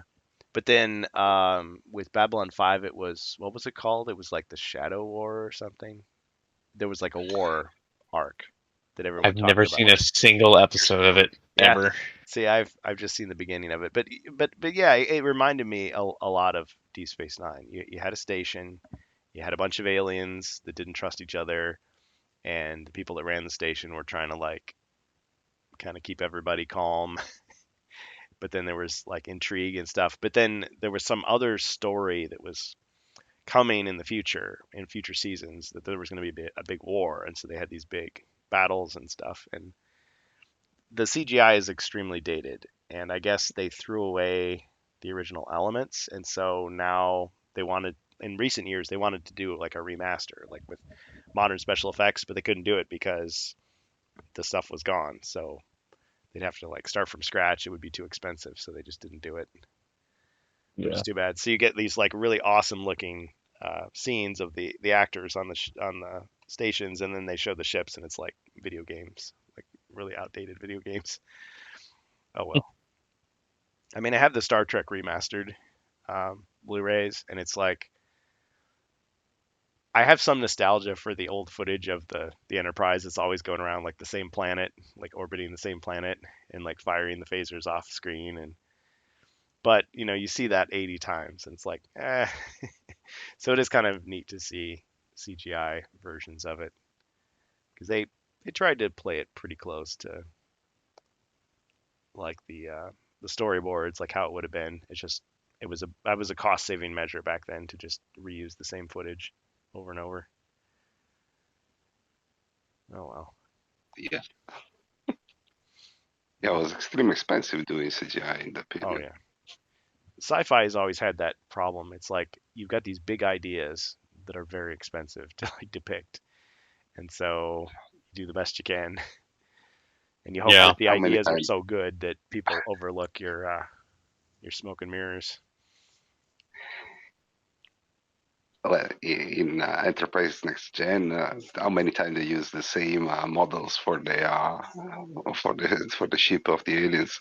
Exactly the same. Oh yeah, yep, and reused props. I've seen websites where they go through, and it's just like, oh yeah, I guess that is, and it's not so bad when you're watching the show like every week or every other week, but if you binge watch it, you're like, wait a minute, that's the exact same thing again. Yeah, That's the same ship. Like that model and the ship is same ship. so common. And I mean, maybe it is, but Yeah. the real reason is because they only made like a couple of models and they couldn't afford to just keep making a new one Yeah. for each. Shit's expensive to make. Yeah. And I didn't realize that that Enterprise in TNG was an actual like physical model. I thought it was CGI. Like it looked like CGI to me when I was a kid. Oh no, yeah, yeah, it was a model. They did an incredible. I mean, versus you're comparing it. The only thing to compare at the time was The the original original series. series. Yeah, Yeah, where it but was the clearly way a model. the way they filmed it was so much more advanced at that point. It looked really good, Yeah, like very smooth. Like when you see a shiny. shot of the Enterprise Mhm. like banking and then flying off into warp speed or whatever. It Yep. looks really smooth, and you're like, wow. Yeah, it was quite a change. Yeah, from the 60s to the 80s. Yeah, yeah, and then like compare that to like Enterprise, which actually was full CG, Hmm. um, and it's I don't know. I feel like you could tell it was CG Yeah, I feel like versus with Star Trek, it's like there's this sort of I don't know winning Star Trek formula that they have. It's like every Look show at they try to come up with a new idea, and then it always just kind of like ends up floating back to that winning formula, for better or for yeah, worse. yeah, look at the very first 2 minutes of Deep Space Nine, and you see the ship how they're animated in CGI. They're banking in a very weird way. Yeah, Mhm. yeah, they don't. I mean, they always say, well, you don't need to do that in space anyway, but it looks cool, so we do it. Just like the fiery explosions and all the other Yeah. It's sci-fi space. tropes. There's no air to bank Yeah, through. What are you doing? yeah, it's all terrestrial because we haven't seen spaceships, but we've seen planes and Yeah. So we do things that are familiar battleships and to our brains. yeah, Like, and then yeah, a it's ship needs to turn by banking. That's how a ship turns. Like in our Yeah, brains, that's how it works. because our brains is limited. But if you were going to watch, for example, the remake of Battlestar Galactica, I you was just see gonna a say, different. yeah, they have the little air jets to like reorient themselves, and Yeah. They have a different way to fight in Yeah. space. yep, Like when they flip like 180 hmm and like in a very quick, weird way with like the little quick air jets and stuff, and they flip around. I mean, it was still And but they continue like traveling in the same direction until you see like the afterburner kick on, and then they reverse. course. It's like, yes, this is much more how space would operate. Yeah, I mean it's still fantasy, but they tried a little Oh yeah, harder yeah. to do a couple things to make it more exotic. And Yeah, but they had the Mhm. guts to do it because it yeah, was. yeah, they didn't just do what was expected. Mhm. Break the mold a little. Because if you look at the early, well, the original Battlestar Galactica from the 70s, it's like they look like, yeah, they're flying planes and they're landing on aircraft carriers. And yeah, they've got flying saucer enemies, but yeah, they took some risks. Because they were copying Star Wars there. Hmm. So Yeah, yeah, 100%. I always liked those the helmets. They looked like the Egyptian like death masks, and they had to light up the neon lights so you could see everyone's faces in the cockpit. Yeah, it had yeah, its own charm. Oh, yeah. I really liked both yep, the old one and the new one. yeah. I will say though that I watched. I think that was one of the few shows where I tuned in every week to watch it. Like, and I anticipated the next episode. Like, and if I missed one, I would like binge watch it. Like, Yes, no other that was show. one of the Yeah, did first what. shows I actually binge watched. And I kind of hated it because by the end, I felt like I felt like for the first two seasons, it felt like they had planned everything out and it was all leading Yes. somewhere. And then at some point, they kind of like got ahead of themselves, and then all of a sudden, it was like, just make up whatever. Yeah, they did they were setting up a lot in the first two seasons, and even a little bit into the third season. They're Like, like, and they have a we've got plan. this, No, you we've got lie. this, They don't. yeah. We've got this these visions, and we've got the opera house, and what does it all mean? And there's Yeah, these mysterious characters, and they did not know how to wrap it up. no. And by the time It. you hit the I hate to say it. mid-season Yep. finale of the mid finale of the fourth Mm. season, I was like, what the hell is this crap? I still stuck it out to the end. But I yeah. did too. I own it all. I've got it all on Oh DVD, man. but I wasn't. I I. usually stop watching about Mhm. mid to like three-quarters of the way through the second season. Like you said, I'm just like, The best way to do a I'll start show, over. just to be plan it from the beginning, do it, and then just stop. And they offer you more Yeah, money, and just turn it down. that But was it's so hard to do that. Ron Moore did that one. Yeah. Yeah, I felt like he had a good start, and then he's just like, I don't know how to end it. We'll just keep making some more episodes. Make spin-off And then series. just it fell flat right at the end. Yeah. Yeah. Oh, and also there was a writer strike though in Yeah. between all of that. That's true. That's fair. Well, But I hate to compare it to something else, but in Return of the Jedi, it's like your sister. Who's my sister? It's Leia. Oh, okay. honestly, oh, the chick I made out with, yeah, yeah, so, I yeah, felt like got it. the way they resolved Battlestar Galactica, the new one, was kind of like that. It's like, who are these the final five? Oh, they're the ones that Yeah. been there all the time. Why did this all happen? It was God. Oh, okay. Okay. And that's it. Well, All they right. did it Yep. again in Star Wars. Yeah. I I don't know. It's like someone gives you a cheesy storyline like that. The first time you okay maybe, but then you get it the second time you're like, the third time, fourth time, no. Yeah. I I guess like you were saying, Bohemia, it can be after a while maybe we accept these things and just say sure. Of course, that's what you do. What's the next thing going to be, and what's your unique take on it going to be, and then that's fine. But I don't know. It's at a certain point, I'm just like, I should be watching something else.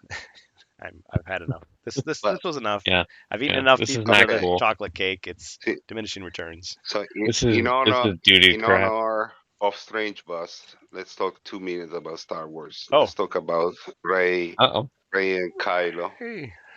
Okay, Oh man. Mm-hmm. He's got okay. abs, you know. So Ray is the uh, daughter of Palpatine Yep. in a way, Yep. and Kylo is No. the nephew of Palpatine. Is he? Wow. No, How's he the nephew of Palpatine? well, who's the mother of We need the white. Kylo? We need the whiteboard. Um, Han Isn't and it Leia. Leia and Han and Han and Leia. Leia? Leia. Right, Okay. yeah, So Leia. Who is the father of Leia? Vader. Who is the father of Darth Vader? Nobody. Palpatine. Oh, with the No, it's the he, Force, bro. he manipulated the Is the midichlorians to Force? create Is life. the To Force? create Mm, life. okay. Yeah.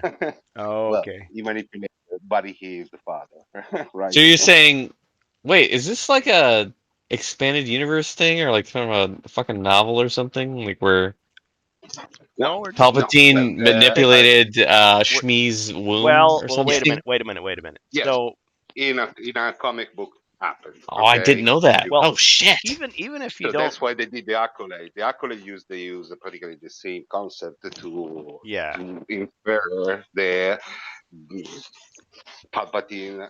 Okay, understood this technique from this. or Plagueis, Yes. the wise. Or butt kiss. Yeah. Um. The, but even if you had, even if you didn't read the expanded universe, even if you didn't read the comics, I'm pretty sure the novelizations of the prequels fill in a little bit more detail, and Hmm. they strongly imply that. But see, it's so weird watching episode 3 because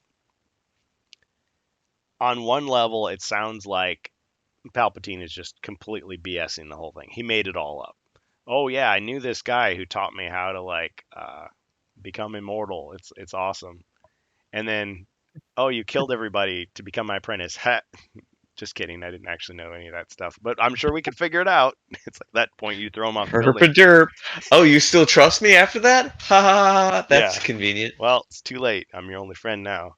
Yeah, but on another level, it's like no, it was really true. He really did teach him that stuff, and he just didn't tell him or didn't know because we're yeah, it gets so convoluted because it's like okay, so we're supposed to imagine this whole time that just like in Dark Empire, the Emperor actually had like cloning technology. He was cloning himself. He was living for centuries. His soul was like jumping from body to body. He could possess people. And so what we think of as Palpatine is actually just this spirit and not a guy. And it's like, okay, so I guess in that sense he had immortality, but he was just spinning it in a different way to like trick Anakin.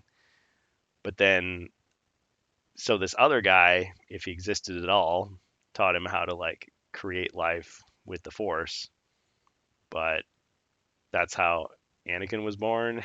And so but then you wonder it's like, okay, what was the Jedi prophecy all about and what was the Virgins and the Force? It's kind of like they just made it up as they went along. But then if you try to read it back into the story, I don't know. It's just not explained. That's all of Star Wars. Yeah, but it's supposed to be dramatic. It's supposed to be interesting and exciting because it's like, oh, this new thing that you didn't know about has just happened, and now you move When forward in into the reality, movie. it's oh shit. We should have thought of this beforehand. Ah, fuck it. Just shove it in. Well, I mean, how many people just absolutely love? I mean, and consider it like the best thing about Star Wars is that I'm your father. Is the retconning. Yeah, but it's like, but it's such a it's like once he does that, there's what's the next big twist going to be? It's like I can imagine, the little kids are sitting there and the old grandpa is telling the story and like, and then what happened? This green guy jumped out of the swamp and started like teaching him stuff. Like, oh, awesome. Yeah, like keep going, grandpa. Then what happened? Then it was his sister and it's like he has to keep coming up with new things. He built C3PO in his garage. Okay. And then Disney, who barely Yeah. understands it, is trying to continue that along that path. It's like more twists, more complicated things that happen. And I guess if you take it back to comic books, that's kind of where it belongs. I feel like because in comics, Yeah. somehow you can get away with it. Like we don't think and go, well, that can't be true because 20 years ago Batman said something else and now you're changing it. You can't do that. It's like, no, we just accept it. Something new happened, fine. Oh, his parents were robots. Great. Okay, let's go. Let's go with it. Oh, he killed that guy? No, he's back. All right. Sure.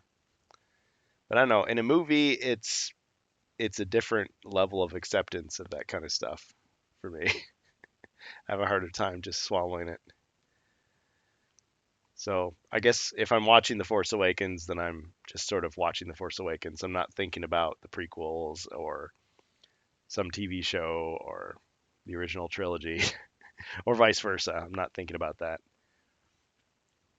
But yeah, I guess so. It if you accepted that all that stuff is possible, then the acolyte could have happened. It could have happened.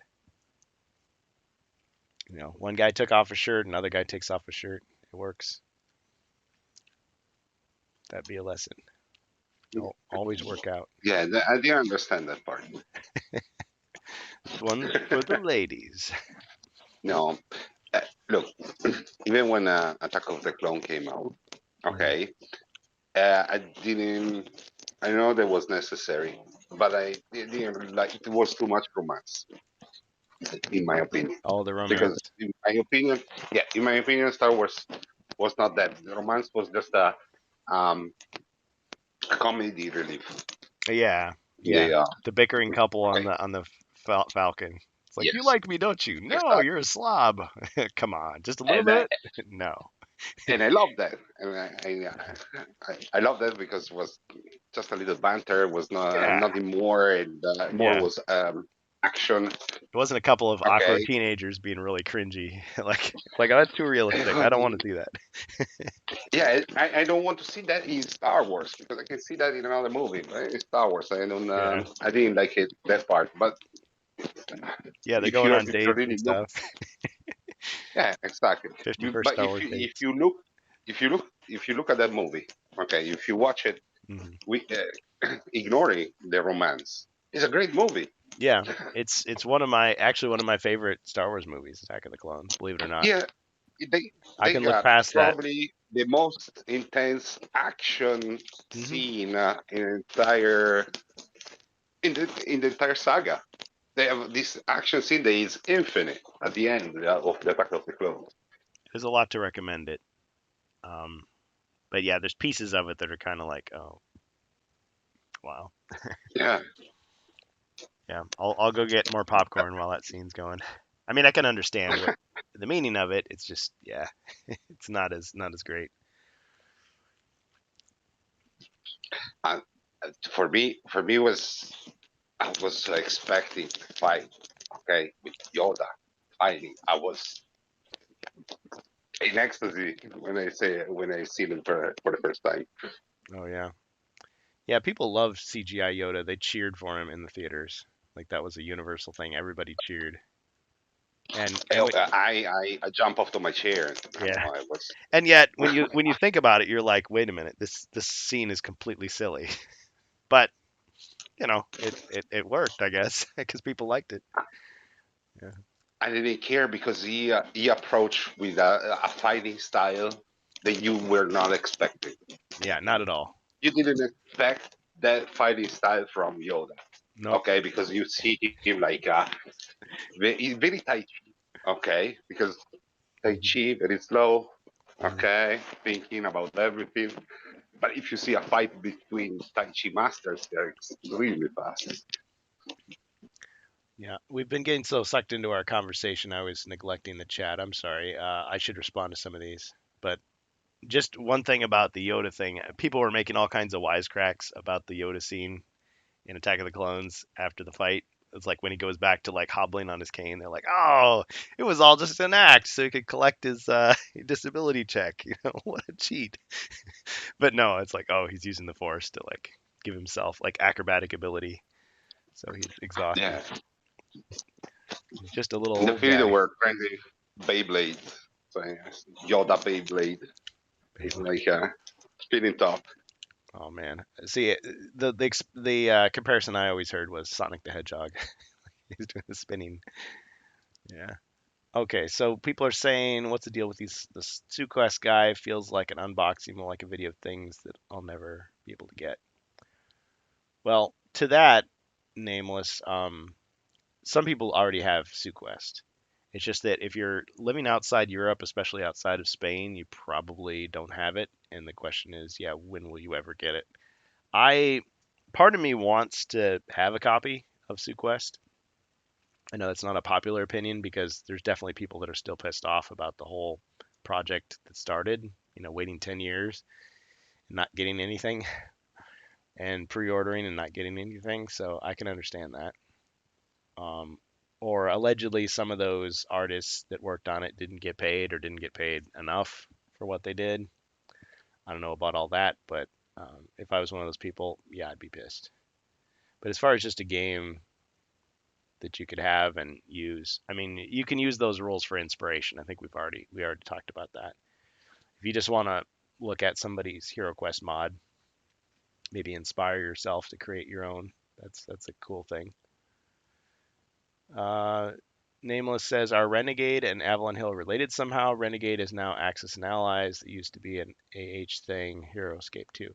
Yeah, Renegade Game Studios is their own company, is my understanding. They're not a division of Hasbro like Avalon Hill is. And so my understanding is it's, I don't know, what would you call them, a publisher? The stuff is licensed out. So Hasbro licensed it out to Renegade, and then Renegade does Axis and Allies now. And they do Heroscape, even though it was developed by Hasbro. So they have a relationship. It's actually owned by Hasbro, but Renegade develops it, sells it. So kind of like how Talisman is a Games Workshop game, but Avalon Hill produces it, designs it, releases it. So under license. We get the WOG. WOG.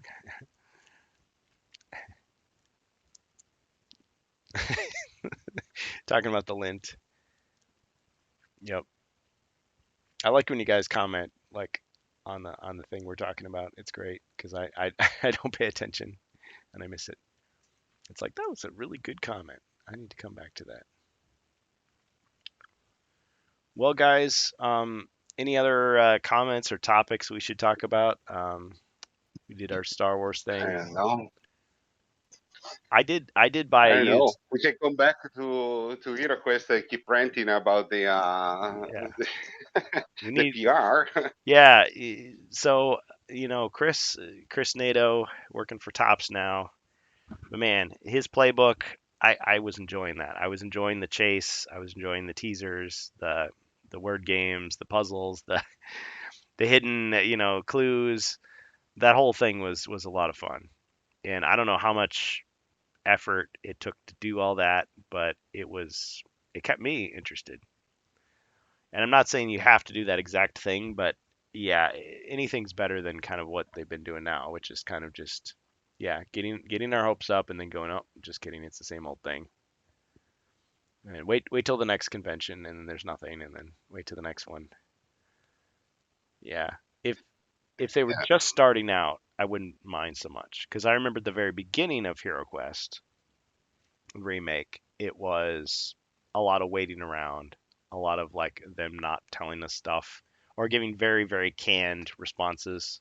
Like that early presentation that they gave where they were all just like clearly reading off a teleprompter kind of thing, very woodenly. And it feels more like that. We're back to that era again, as opposed to what we were coming into. Yeah. But I will say this. Yes. I will say this one thing.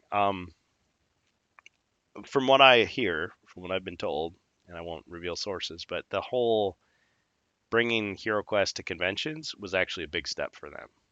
Like at a certain point, it was not going to be that, and it took a lot of effort to get to that point where they were actually going to be there to demo stuff, to meet fans, to present things. Um, and now that they're doing that, that is a big step for them. But it's kind of like we're expecting more because we've tasted that they do more. Exactly. Yeah. Exactly. I want to point out exactly this because they did in the past. They build up expectation, Hmm. and the expectation was huge. For example, in Lucca, I'm not blaming Avalon Hill for what happened in Lucca. Okay, because it was miscommunication part from the PR of Hasbro to the organization of Lucca. They give misinformation, or uh, Luca itself didn't spell out how the things were. Okay, so the people were expecting this news, even if we had a previous news that was not involving anything new, just first slide. When they put in the calendar the event of Lucca with a new expansion coming out from Avalon Hill, everybody was waiting for it, and the expectation was so huge. I'm telling you, I was there live. I was checking both channels, the one of Cristobal, La Guarida de Morcar, Oh yeah. and Drog Italia. Okay, the guys from Italy, and they had more than 100 people watching. Okay, live in both channels. So 100 in one side, 100 more than 100. So more almost 250 people watching live. Something that they were all expecting something new because they had a little miscommunication. But these um, this convention are so important that the people rely on them. Yeah. It was a big letdown for everybody. Everybody was sad after this announcement. So Yeah. not announcement, let's say. When they finally But announce the actual Wizards of Morcar, I wanna be there when I see the reaction from Cristobal because everybody everybody was expecting Wizard of Morcar because the leaks. Okay, so we build up because we didn't they didn't release any other leak. So since last year, since November of last year, we build up this expectation. And you understand the PR of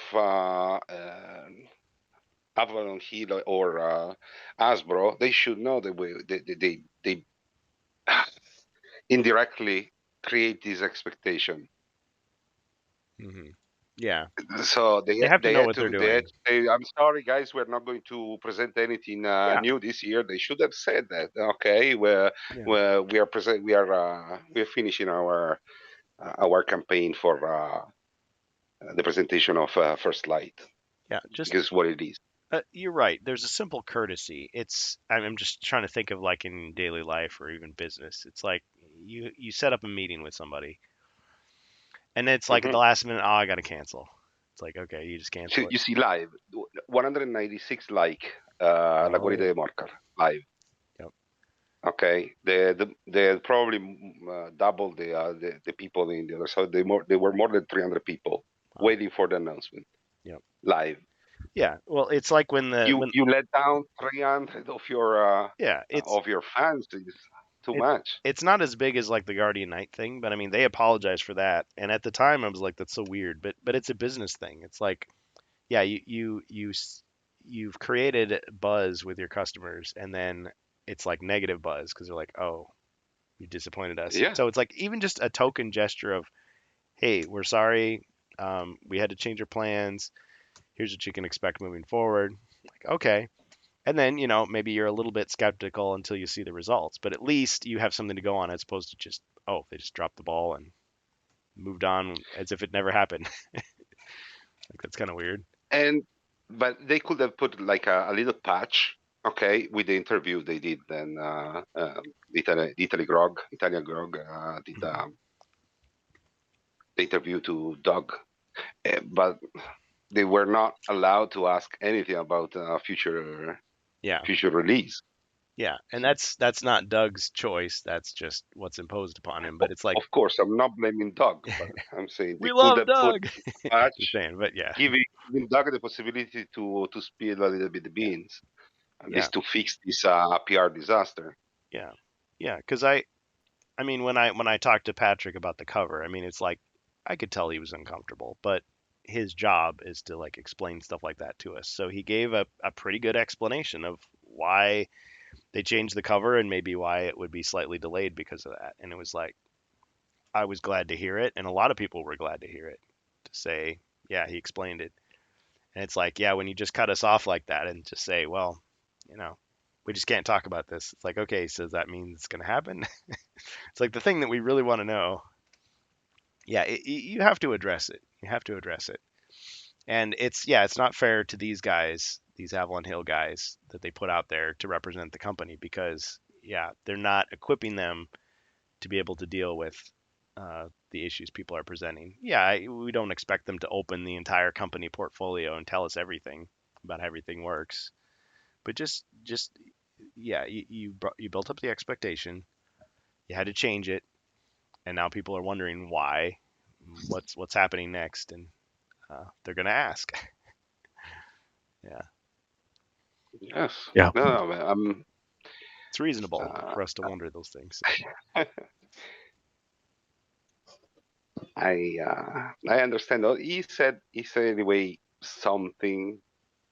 Okay, he's alluding on the fact that they're Hmm. going to they're working on something. Okay, but Working in the that's alchemy shop, yeah, working on a new artifact. yes, some new artifacts they're doing, but he says something. They interrupt him exactly when he was going to say something about the leveling system, and Oh man, I I sense a lot of scold things them. were. I scold my Italian friends Oh, about it. Yeah, why did you do that? You scared him off. Well, I sense that they cut out a lot of things in this video because it seems like all the questionnaire is asking things and they're cutting out the questions, so we're only hearing his yeah. responses. They interrupt. He tried to finish the. It's like he's talking about the leveling system. Okay, it's interesting because if he's actually telling you something new, let him talk. Hmm. And he's talking about the leveling system, the possibility to have like a new way to swap gear, have a Oh yeah, different slot for the gear, stuff like this. the So arms, I the mean, legs, the body. but he's saying that like he's working on it, not like he's um, just doing how you say uh, uh, like a wish list.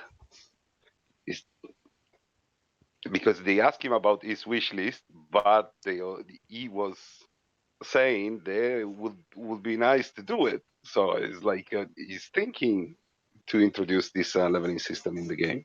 Hmm. It would be nice because we're missing uh, let's say advanced HeroQuest. It was completely another game, Yeah, okay, but a little expansion with the leveling system would be nice for the people that want to take the game a little bit further. yeah, We do already with our own brews, but if you have an expansion, because they are they are cashing in all the own brews made by the people in these 30 years, all pretty the good ideas. pretty They are much not being copied, but they are. I inspired. mean, they're naturally coming out because is what you want from a game. To extend the game, Yeah, you need to people want a add dragon, stuff. so we give you a dragon. Mm, exactly. People want a kill team mode, so you get a kill team mode. People want New heroes, you get new the heroes. Mountain Dew dies. They cannot have it because No, no dice. because another PR disaster. Oh yeah, the dice. They didn't publicize uh, the game nights enough. Yeah, yeah. Most of those stores had no idea what I was talking about when I tried to contact them. Look, I'm what? like, No, no, yes, they don't deliver to your door. You've got to sign up yeah, because HeroQuest people are going to come to your store and play it and say, "Where's my free dice?" yeah, but yeah, this store they should be like very they know how these kind of things work because they Yeah, have they've done it with other. kit for tournaments for every for demos and stuff. So Yeah, don't you want to sell those if copies of HeroQuest you got on your shelf? exactly Yeah, eh, if they didn't do their own work and publicizing all the store in US, okay, they're just to mine. The closest was like 300 miles away, oh man. so I could not I Yeah, could not participate. yeah. You're going to spend all that gas to get a couple dollars worth of dice. It's worth it. Some people, it's worth it. Yeah. Yeah, but it's something I would have loved to do it because or even organize it. You know, my local store asked me sometime to do a demo for That's cool. X-Wing. Okay, when X-Wing was trend. Okay, they called me. I go do the demo. Hmm. So they not even when I called them, they didn't even know it was available. Okay, and if I knew it before, because they had very short time to release This this game demo. this this If was I gonna had the be. time, I would have done it. Okay, I Sorry, would have been there doing the demo for the people. I'm sorry. You're pouring your heart out, and I'm making silly jokes. I was gonna say this was gonna be Bohemius right here, with the dice in his hand, like getting more and more. Yeah, it's fine. It's fine. And No, but I'm just sour because fans. I could have been part of it. Yeah, well, fans are such a big part of all this stuff. I mean, yeah, you think of the passion people have. Yeah, they spend lots of money to do this stuff, but so much of the HeroQuest promotion has been viral, basically. It's like people just spreading the word online. And yeah, if you've got people like yourself who are just like, yeah, I'll volunteer, I'll show up at the store and just like demo the game for you.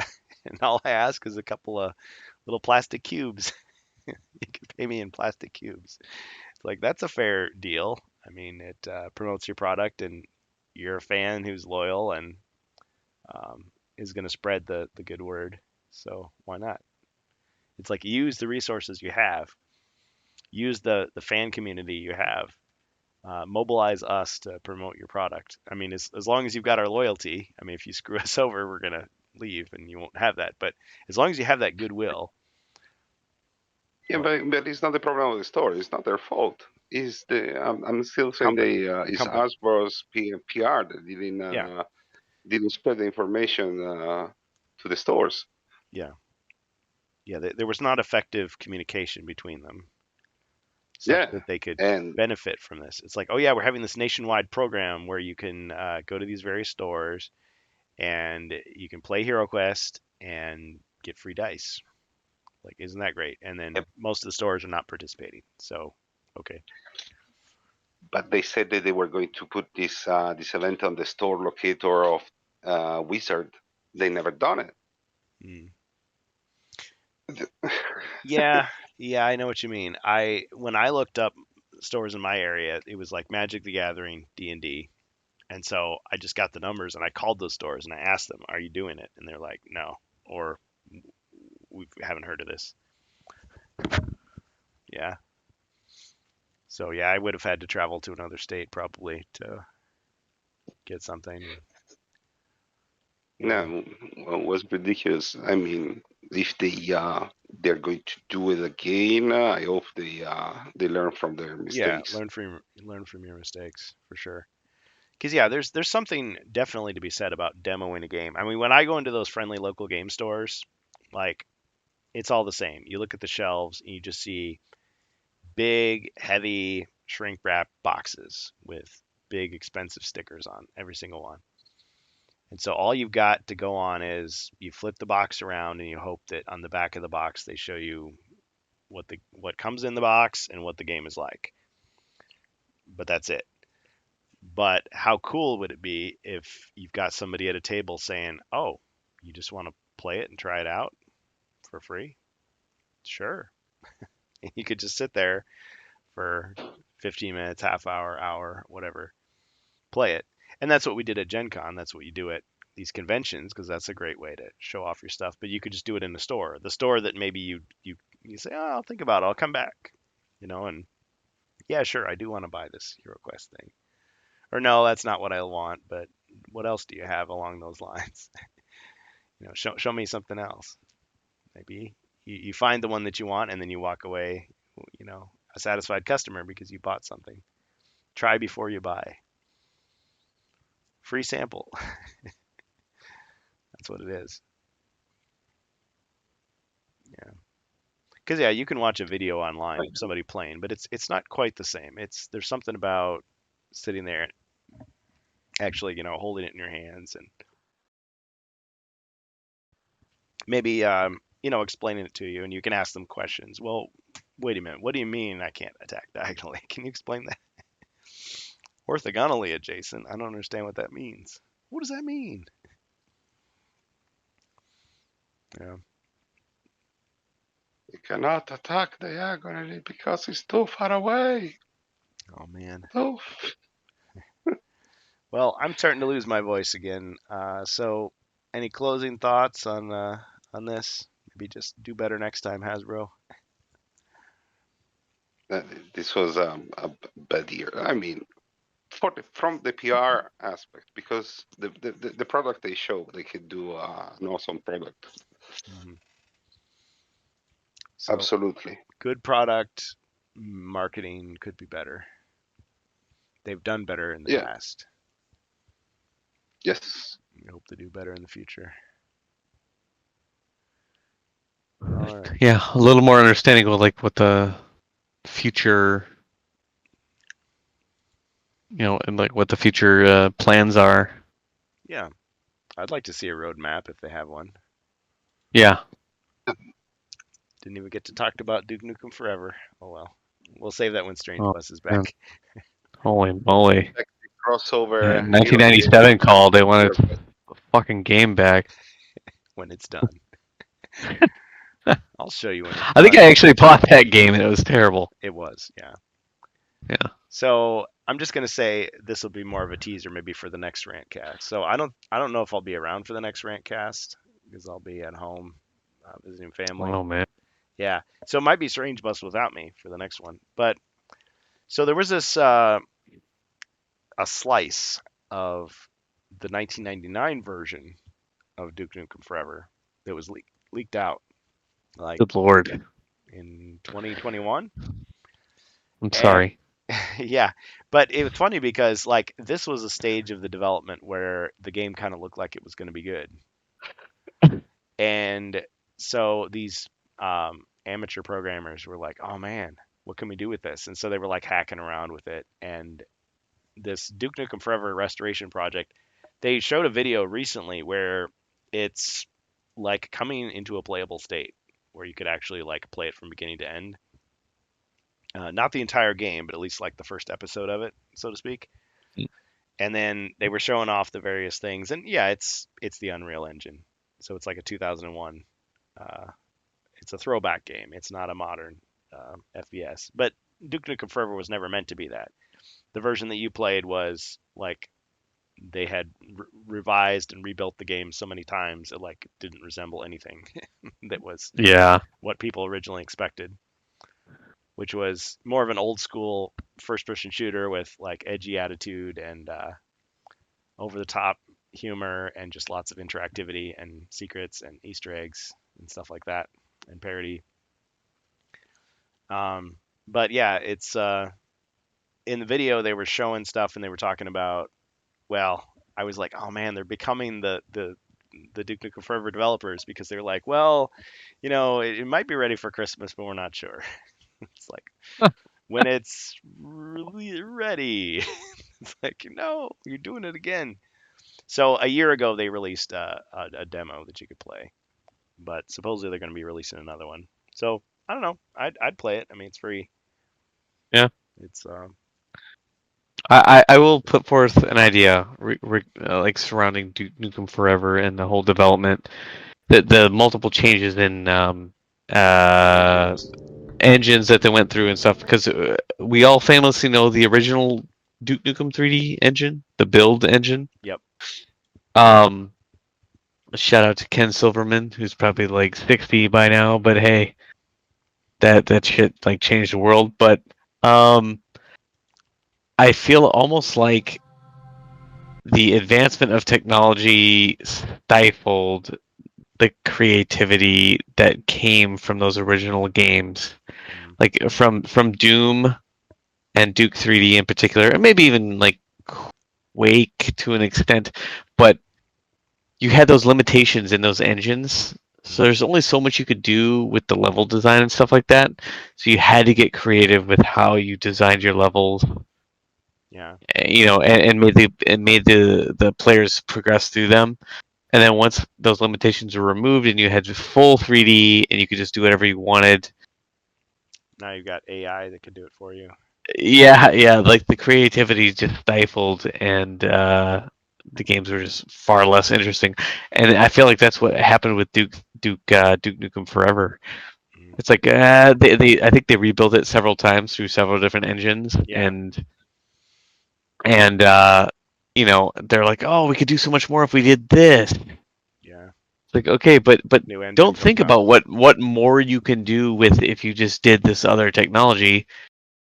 Use what you have, use what's available to you, and get as creative as possible with what you have, and you'll still have a hit game on your hands. And they just didn't do that. Plus, you'll release it this century as opposed to. Yeah, yeah, exactly. And you'll actually get it out, and people can buy it. Well, the first one was, I want to say, the Quake 2 engine was the original uh, concept. Which was a great engine. You had the dynamic color lighting and stuff like that. That was all like brand new in the late '90s, Yeah, and it was and every incredible. every game that used the Quake 2 engine had some new feature, like, oh, you can dismember stuff. You have like gore Yeah, yeah, textures, and I mean, yeah. I was more a Jedi Knight player at that time. I mean, Jedi Knight's graphics Me were too. considered very dated, but I loved the gameplay because talk about your Jedi limitation. Knight 1 and 2 are two of my all-time favorite games that Force I probably powers, played through. yeah, I probably played through each of those games 50 times. force powers, lightsaber. It was like complete. It was like a completely different. Mind-blowing. Yeah, at the time, and plus the Yeah. level design was pretty decent. I mean, you had Incredible. Yeah, really yeah. large levels that felt very large, which I mean, I guess the fact that you weren't processing all those extra lighting effects and stuff probably helped. Yeah. You could have it's kind of like the Minecraft thing. Well, not quite that extreme, but you could have a giant level with scaled down graphics. But yeah, so this is like the second version of it. So it's the Unreal Engine. Hmm. But you got to start somewhere. But the fact that you had this slice of code that had a lot of things that were just broken, and so they could work on fixing them. Somebody was asking, well, why don't you just use AI to finish it? Because there was like Oh, sections, and they were like, we started doing that, and then we just said no, and so they just went back, and so they're actually doing it by hand. So it's like, okay, because kind of like a certain other project we know about with some lost quest packs, they're trying to create like what it would have looked like back then. Like what you could have gotten, what might have been if it had really been released in uh, Christmas 2021. So I think it's a worthy idea. I mean, I'm not super in love with Duke Nukem anyway, but I mean I think it's a worthy effort, and I'd give it a go. I'd try it. Strange Bus did a video on the Slice, the first released version when it came out. That's the one where Duke could like piss out of his eyes. It was really weird. If anybody saw that, check it out on the Strange Bus. I'm not joking, by the way. Yep. All right, guys. Well, that'll be a topic for a future rantcast. Maybe by then we'll get to see it. So thanks for joining us. Hopefully everybody will be feeling a lot better next time. And any closing statements or anything? yeah. Scott Bakula sucks. Sorry. Holy, I'm just kidding. Yeah, I love that show too. yeah. But in Enterprise, he sucked. If you're gonna watch Check out. Enterprise, watch the first 10 episodes and then just stop. Just turn it off. My opinion. Well, Yeah. one day you're going to tell me why you don't like it. Um. Try it. Uh. The only reason I Popular, watch it so. for is for T'Pol, obviously, and then I thought he was check in out Breaking Bourbon Bad. and Board Games. I'll probably do another. I'll probably be recording another playthrough the Chapter 3 Quest 3 on Thursday. So maybe that'll be out sometime next week. Nice. Nice. All right. Very good. All right. Thanks, guys, for joining us on the Redcast. I can barely say it. Redcast. Throat cat.